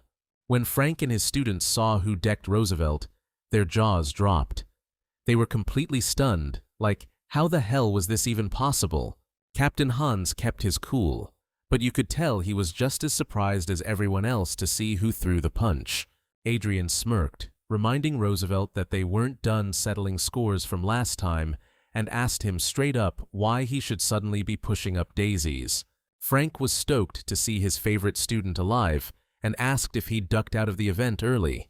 Captain Hans frowned, thinking to himself that Adrian should be worm food right now, and that Roosevelt clearly couldn't be trusted to handle anything. Shaking with rage, Roosevelt got to his feet, his voice trembling as he demanded to know how Adrian was still alive. Then he cut himself off, stammering about how Joshua was supposed to have taken care of him. Realizing he'd blabbed, the guy clapped a hand over his mouth, his eyes darting around in a total panic. Roosevelt's words lit a fire, and the warrior students went ballistic, screaming that he was the one behind it. Everyone started pointing fingers at Roosevelt, accusing him of trying to set up Master Frank. Captain Hans, with a smirk, tried to cover for his screw-up buddy, saying Frank sent Adrian to that crazy event for a reason. He had an agenda. The guy said Adrian was lucky he bailed early, and that they were going to arrest both Frank and Roosevelt, but he clammed up when the kid said the whole thing was already over. The crowd went dead silent, wondering how the meeting could be done so fast. Usually, that's when things really get going. Just then, one of the warrior students who was actually at the event burst through the front doors, yelling that Adrian crushed it in half a day. But seeing the cops, the kid freaked out and shut his mouth, trying to ask what the heck was going on. Everyone around them shouted in disbelief, realizing Adrian didn't just survive that death trap, he actually won. Adrian said that he and his master had been watching Roosevelt like a hawk, so they knew what he was up to. Time to settle the score. Roosevelt started shaking, realizing his whole scheme had just blown up in his face. Something he thought was impossible. Adrian slammed his fist into his palm, saying Frank had suspected the guy way before he handed that tweaked gold rank skill to the kid. And even though Adrian was going to deal with this lowlife himself, someone he totally didn't expect suddenly jumped in front of him. Captain Hans charged forward, glaring at Roosevelt, ready to arrest him, saying seriously that Adrian was right and it was time for the villain to face justice. Seeing all this unfold, Adrian frowned, knowing Captain Hans wasn't going to let things end that easily. A while later, Adrian was standing on the top floor of the guild building, scowling at what was happening below. Down there, they were hauling Roosevelt away, injured from Adrian's hit, getting him medical attention before the arrest. Frank, standing next to him, told the kid not to worry, pointing out that the guild director would definitely investigate everything as soon as he came out of seclusion. Suddenly, he grabbed Adrian's shoulder, which really surprised the kid, who was expecting danger to come at him any second. Seeing the serious look on his mentor's face, Adrian actually thought the guy was going to attack him, which he totally didn't see coming. But Frank, shattering the kid's expectations, burst out laughing, amazed that Adrian hadn't just taken first place at the exchange event, but had done it in half a day. But the guy was celebrating so hard, his back went out. Frank yelped in pain, and Adrian pointed out he shouldn't push himself so hard and should probably go get some rest. Hearing Adrian ask for a reward on top of it all, the man frowned, saying he was getting a little ahead of himself. He'd get a significant reward for sure, but he needed to be patient. Adrian honestly didn't get what he was waiting for, or why he still hadn't gotten his reward, especially since everyone was so happy he was boosting the Warriors Guild's rep. Suddenly, a pretty attractive girl named Aura, Frank's assistant, walked into the room, carrying what the man had asked her to prepare. Thanking the girl, Frank told the guy there was no doubting his strength, But now he needed to test Adrian's spiritual power, and then tell him something super important. Opening the box, the man pointed to a glowing blue orb used to assess the levels and talent of Awakened. Stepping aside, Frank let Adrian approach and touch the orb to get evaluated. As soon as the guy put his hand on the orb, strands of blue energy shot out and wrapped around his arm. Suddenly, the light from the orb and the energy turned gold. Frank remarked, pretty pleased, that the guy really did have a golden talent, which was awesome. And then, out of nowhere, words lit up above the orb, saying Adrian had already leveled up to D rank, which was seriously impressive. Frank grinned, amazed his student had progressed so far so fast, while a stunned aura whispered that the kid was a total prodigy. Throwing his head back, Frank chuckled, saying Adrian was a golden talent, hitting rank D in just a month, and the Warriors Guild hadn't seen anyone this good in ages. Totally unfazed, Adrian turned to Frank and asked in a calm voice what important thing he wanted to talk about. Giving the kid a sly look, the man smirked and said with a smile and excitement, asking if he knew about the Dawn Fortress trial. Adrian heard Frank say he was now 100% sure the kid could handle himself, and remembered the body's previous owner had dreamed of distinguishing himself in that trial. The guy also recalled that Dawn Fortress was a temporary gathering place built in the wasteland by humanity's ancestors, who went through a whole lot of trouble to build the city. After the city was built, the fortress was abandoned and overrun with monsters. Adrian remembered that every 3 years, the Dawn City administrators held an event there for awakened people under 30 to honor the memory of the ancestors. The man pointed out that under the fortress was a source of spiritual water where you could practice and greatly improve your powers, but only if you won the trial. Frank said the trial was really dangerous, and even though Adrian met all the requirements, he'd be taking a huge risk if he tried, but from the look in the kid's eyes, he wasn't backing down. Frank clapped a hand on the guy's shoulder again, saying he'd love to see Adrian win, but surviving was still the top priority. The guy, meanwhile, was thinking about how much he could get from the spiritual source if he won. He could even boost his rank to C with that stuff. After agreeing that Adrian would try to win but focus on staying alive, Frank asked Aura to give the guy his reward for participating. Turns out, besides the cash and spiritual potions they talked about, the guy also gets an apartment for awakened C ranks, and Frank happily handed Adrian the key. Stoked about the gift, Adrian said that getting the Guardian family mansion back wasn't so far-fetched now. Frank replied that only the guild leader could help with that. Hearing that Frank knew about Michael's treachery and would do everything to help Adrian, the guy smiled and thanked his mentor for being so cool. But as he turned away to leave, the guy's smile vanished. He thought to himself that he had to handle all his problems on his own. After a while, the guy got back to his place to keep training and pushing himself. Sweating after absorbing the energy from the last starstone, Adrian frowned, noting that leveling up only got harder after reaching D rank. Glaring at his hand, covered in sand from the starstone, Adrian stated that even a few 100,000 stones wouldn't be enough to improve. Suddenly, the wood sprite caught the guy's attention, pointing a glowing green finger up and chirping something in its language. The guy remembered, at the event, he'd subtly asked the sprite to do some stuff to the defeated knight without anyone noticing. Walking over to the wood sprite, Adrian gave it a pat and complimented it, still amazed that the wood spirit had such a useful ability. Equipping the new blade, the guy changed into some slick black clothes and remarked that the thief skills and these new items could be super useful. Opening the window and focusing on his thief reflexes and agility, the guy jumped out, planning to get to his target ASAP. Meanwhile, Joshua was laid out on a hospital bed, still out cold after getting wrecked in the fight with Adrian. Michael suddenly walked into his room, escorting an unusually tall dude and a surprisingly small guy. The guy named Vincent was the deputy chief of law enforcement, and seeing Joshua's wounds, he easily figured out what caused them. Michael said that Adrian, while strong, was still too green, which meant they needed to take him out, like yesterday. The tall guy mentioned he'd soon be participating in the Dawn Fortress trial, and Vincent, agreeing, looked at the small guy and said this job was right up his alley. The dude in the blue jacket even smirked, saying taking out some E-rank scrub would be no sweat. Satisfied with the answer, Vincent headed for the exit, the others following. The guy noted Joshua knew too much, and being crippled, he needed to be taken care of. The jacket guy agreed, then slammed the door shut, leaving Joshua alone. Suddenly, something slammed into his head, making the guy wince even though he was out cold. Instantly, his body erupted in unbelievable pain, his eyes snapped open, and his veins bulged as the knight screamed. Blood trickled from his mouth as he begged for help through the pain, gritting his teeth and raising a hand. Stretching his trembling hand towards the window where a silhouette was visible, Joshua pleaded again, struggling to cope with the agony.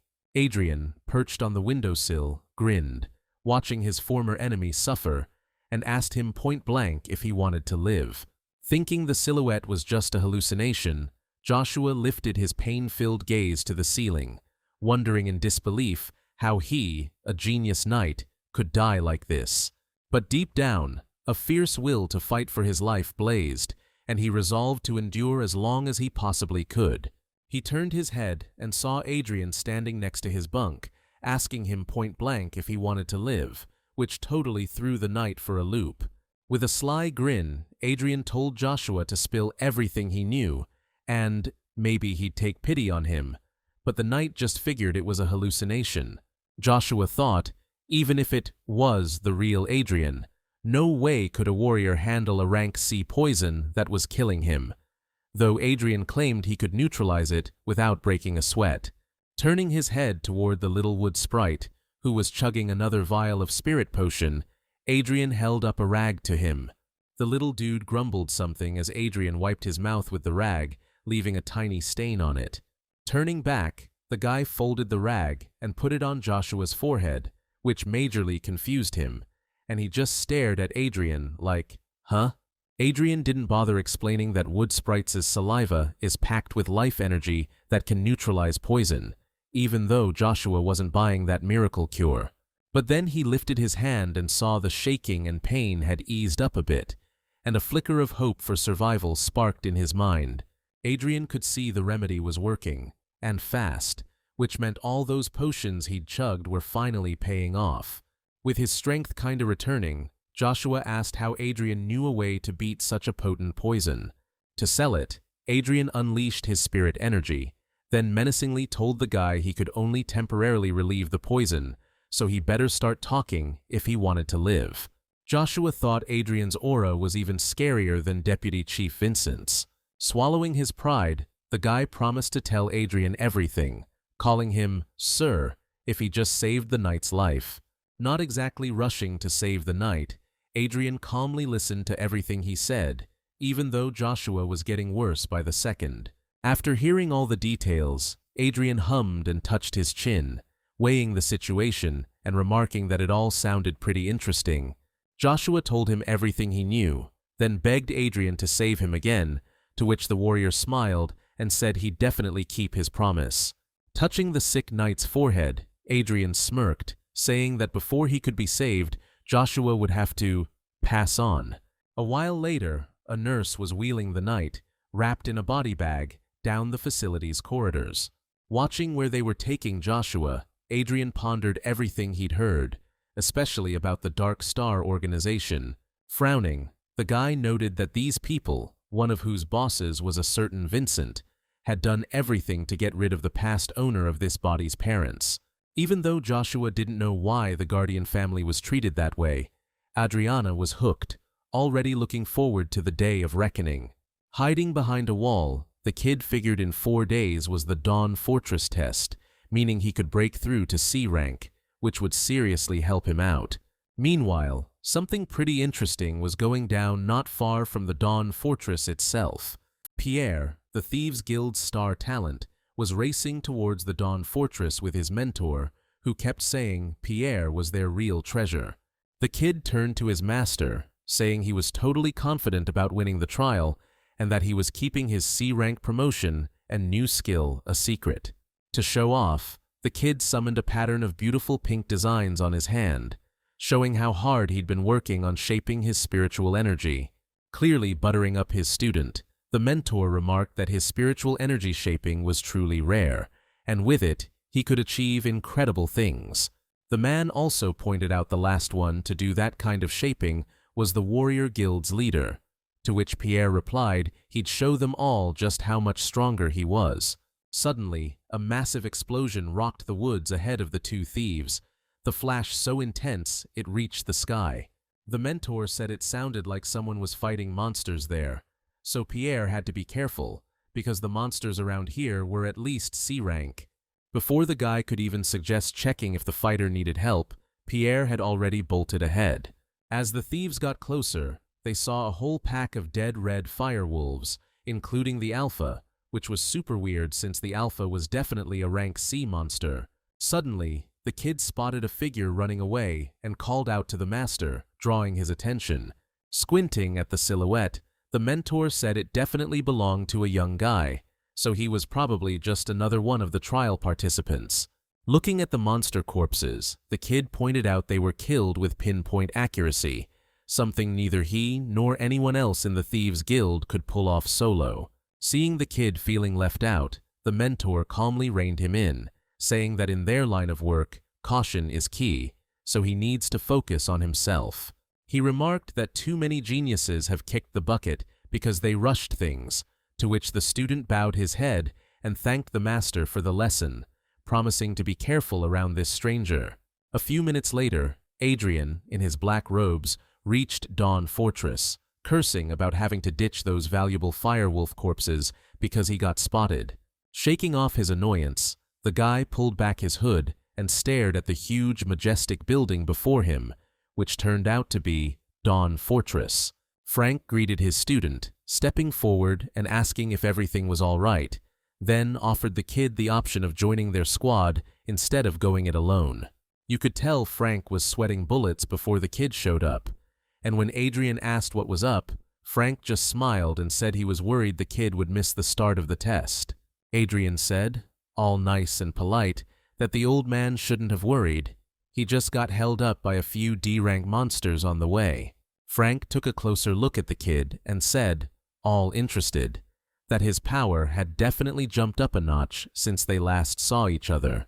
The kid just grinned, scratched the back of his head, and said the old man was giving him too much credit, even though he knew deep down he'd been grinding monsters non-stop, so it wasn't a shock he seemed stronger. Saying he'd prepped enough and there was no need to worry about him, Adrian asked how the master himself was doing after that rough patch at the guild. Frank chuckled and said those little scratches didn't even tickle, and he was too tough to whine about it.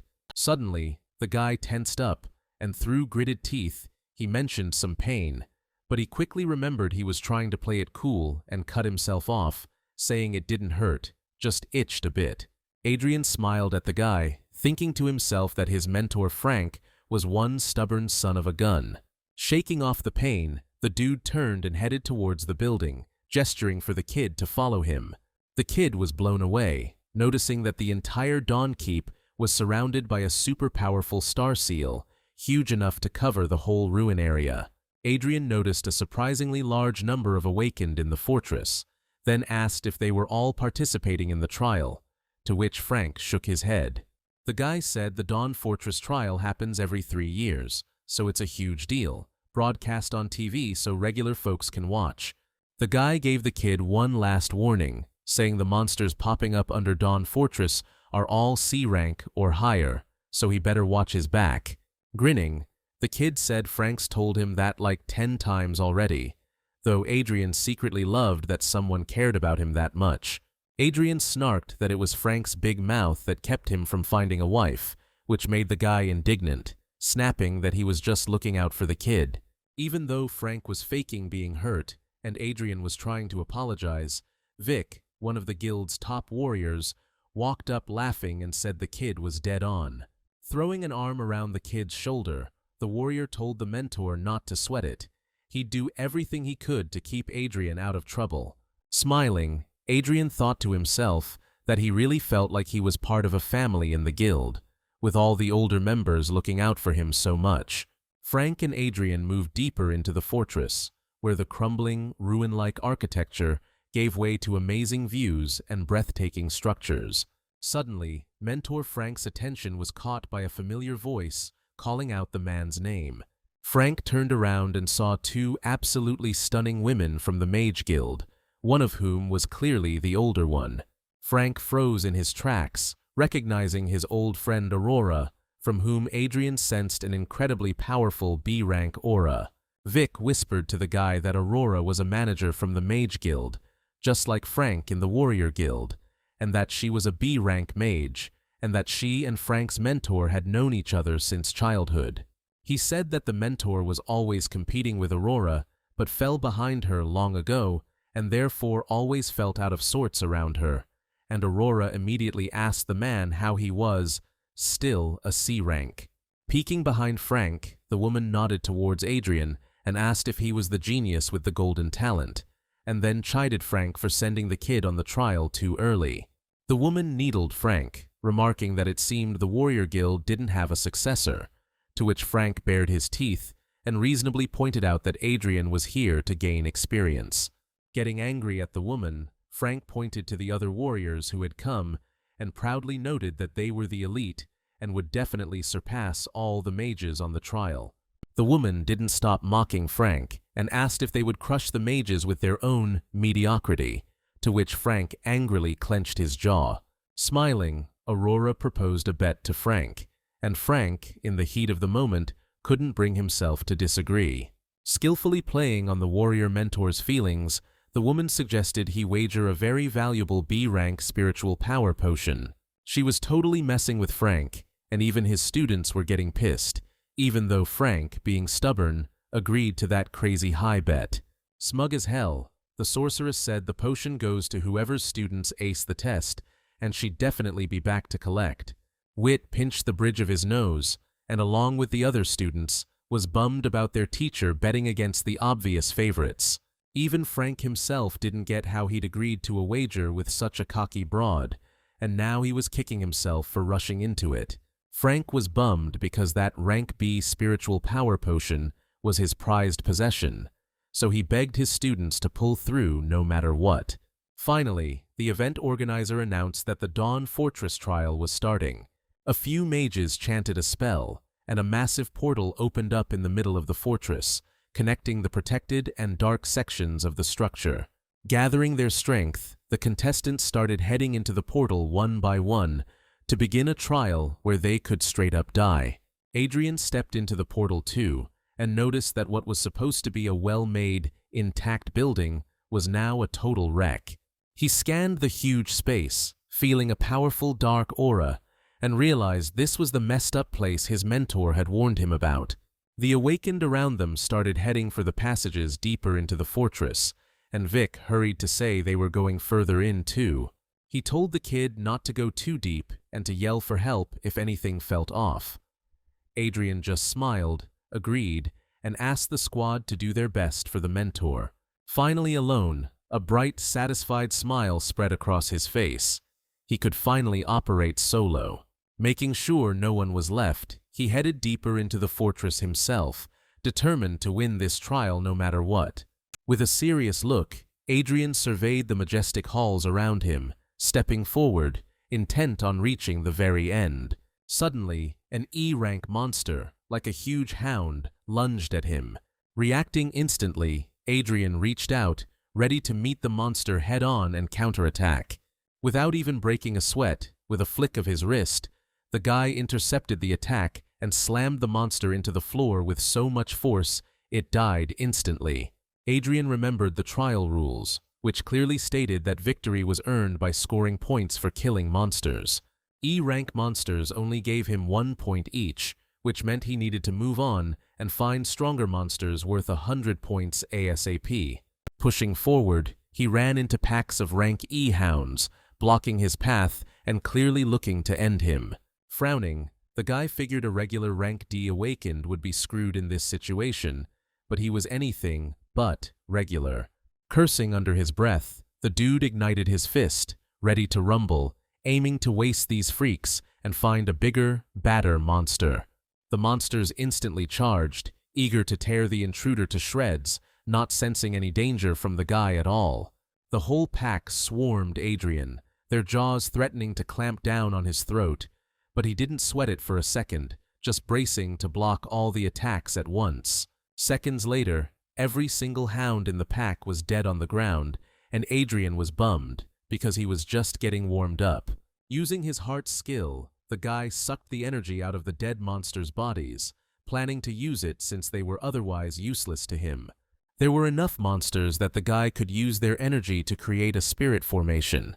Saving that energy in a bottle, the guy stashed it in his spatial pocket, once again noting how janky it was, to which Woody Jr. chirped in his own language that he liked it. Rolling his eyes, the guy told the little sapling that Ent aesthetics were way too outdated and promised to work on his education later, which made Woody Jr. roll his eyes. Having done everything he wanted, Adrian moved deeper into the fortress, eagerly anticipating a fight with someone truly strong.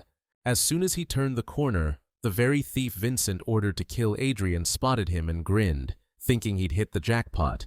The guy rushed after Adrian, inwardly telling him he had it coming for disrespecting the boss.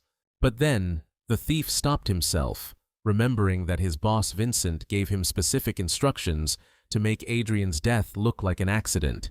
With bloodthirsty eyes, the guy recalled that there was a whole horde of monsters on one of the upper paths of the fortress, and he could lure them to Adrian with a special potion. Adrian opened the vial, and its contents immediately began to evaporate, causing the potion's scent to spread through the surrounding area at high speed. The guy coldly stated that Adrian should be grateful for being killed with such an expensive method, even though, as a corpse, he wouldn't be thanking anyone.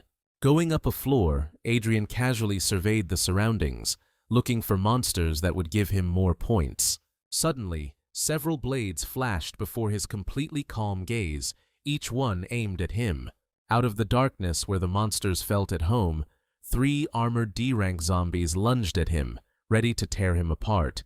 Using his flaming fist technique, the dude wasted all 3 monsters with one massive punch, sending their sorry souls to the next dimension. Grinning as their bodies crumbled, the guy figured those armored zombies were even weaker than some D-rank awakened, making the fight way too easy. Turning his head, the dude spotted a whole horde of living corpses, then counted them up, converting the zombie head count into points he'd get for wiping them out. After easily dealing with the monster mob, Adrian casually moved on, only thinking that their armor could have been decent crafting material. The dude got even more bummed when he realized there weren't any more monsters ahead, just a dead end, meaning he'd have to backtrack. But the mage's intuition came in clutch for Adrian this time, because he noticed tracks on the floor left by those who took the test before. Dropping to one knee, the guy studied them with interest and realized the tracks looked pretty weird. Taking a closer look, he saw that right where the wall blocked his path, there was an incomplete footprint, with only the heel visible. Adrian figured this wall must move somehow, since someone got through, then smirked, realizing this place had a ton of secrets. For the first time in ages, Adrian tapped into his summoner's senses to feel every detail of the space around him. The guy scoped the area, spotting hidden mechanism details in some wall torches. He figured out he just needed to light the 1st, 3rd, and 5th torches to trigger the thing. With a smooth move, the guy conjured up a flame out of thin air, sending it to the right torches and lighting them up. Approaching the torches, the guy saw other mechanism parts and twisted the 2nd, 4th, and 6th ones. No sooner had he finished messing with them than the walls filled with the sound of gears and levers working, which triggered the mechanical door to open. Grinning at his own cleverness, Adrian stepped forward and found himself in a surprisingly brightly lit room, a stark contrast to the fortress's dark vibe. Directly in front of Adrian, 3 unusual warriors in golden armor stood lined up in the hall. Fearlessly approaching, Adrian sized up his potential opponents with interest. Analyzing the warriors' spiritual power, Adrian realized they were C-rank monsters, and anyone else would have already been crapping their pants. But Adrian, getting into a fighting stance and igniting his fist blade, got ready for a fight, noting with a smile that this was just a light warm-up for him. The guy waved them on with his free hand like, "Come on, show me what you got." Suddenly, the monster's aura got way darker for some reason, and Adrian was like, "Whoa, hold up." Meanwhile, that vaporized potion the assassin thief used was rising to the next floor, and, tracking its target, it was headed straight for that passage that Adrian himself had just opened. Stance ready, the guy braced to meet the attack of one of the knights, who already had his spear pointed at Adrian, while the other two flanked him. Drawing his blade, the guy blocked 2 attacks, dodged the third, never taking his battle-ready gaze off his enemies. Carefully analyzing the fight, the guy ignited his fist blade and, picking the right moment, charged in. With one massive strike, Adrian shattered the defense of one of the warriors, sending the dude flying, then prepped for the next attack. But he wasn't fast enough to handle both warriors, and he was wide open for 2 spears at once. Making a precise lunge, the warriors managed to hit their target with their spears, piercing the guy's body, stoked about their victory over the lowlife. Turns out those warriors only took out a copy of Adrian, created with one of those skills Lily helped him pick up on the black market. Thanks to that skill, the kid was able to throw the knights off their game, leaving them both wide open again. Capitalizing on that, Adrian shot forward, ignited his fist blade, and pounced on one of the warriors, aiming to finish him off while the other was still reacting. One massive hit, and the second knight went flying into the wall with his armor caved in, leaving his buddy to face the uninvited guest alone. Suddenly, Adrian noticed something that made him break his focus from what was turning out to be a pretty fun fight. The fallen knight, whose armor had a gaping hole from the kid's strike, suddenly burst into golden flames, and Adrian wondered what force was resurrecting these fortress knights. Thinking his opponent was distracted, the remaining knight attacked again, aiming to run him through, but Adrian left another illusion in his place. In the blink of an eye, the kid was behind his opponent, ready to end this fight with a single strike. Swinging hard and igniting his fist blade again, Adrian plunged it straight into the warrior's back, piercing his armor clean through. Adrian finally relaxed, now that all 3 knights were down, even though they were somehow engulfed in harmless golden flames. Turns out this flame's here for a reason, and one of the warriors just wobbled back onto his feet.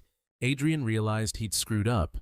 These fortress knights don't exactly stay dead, and he can't even heal himself.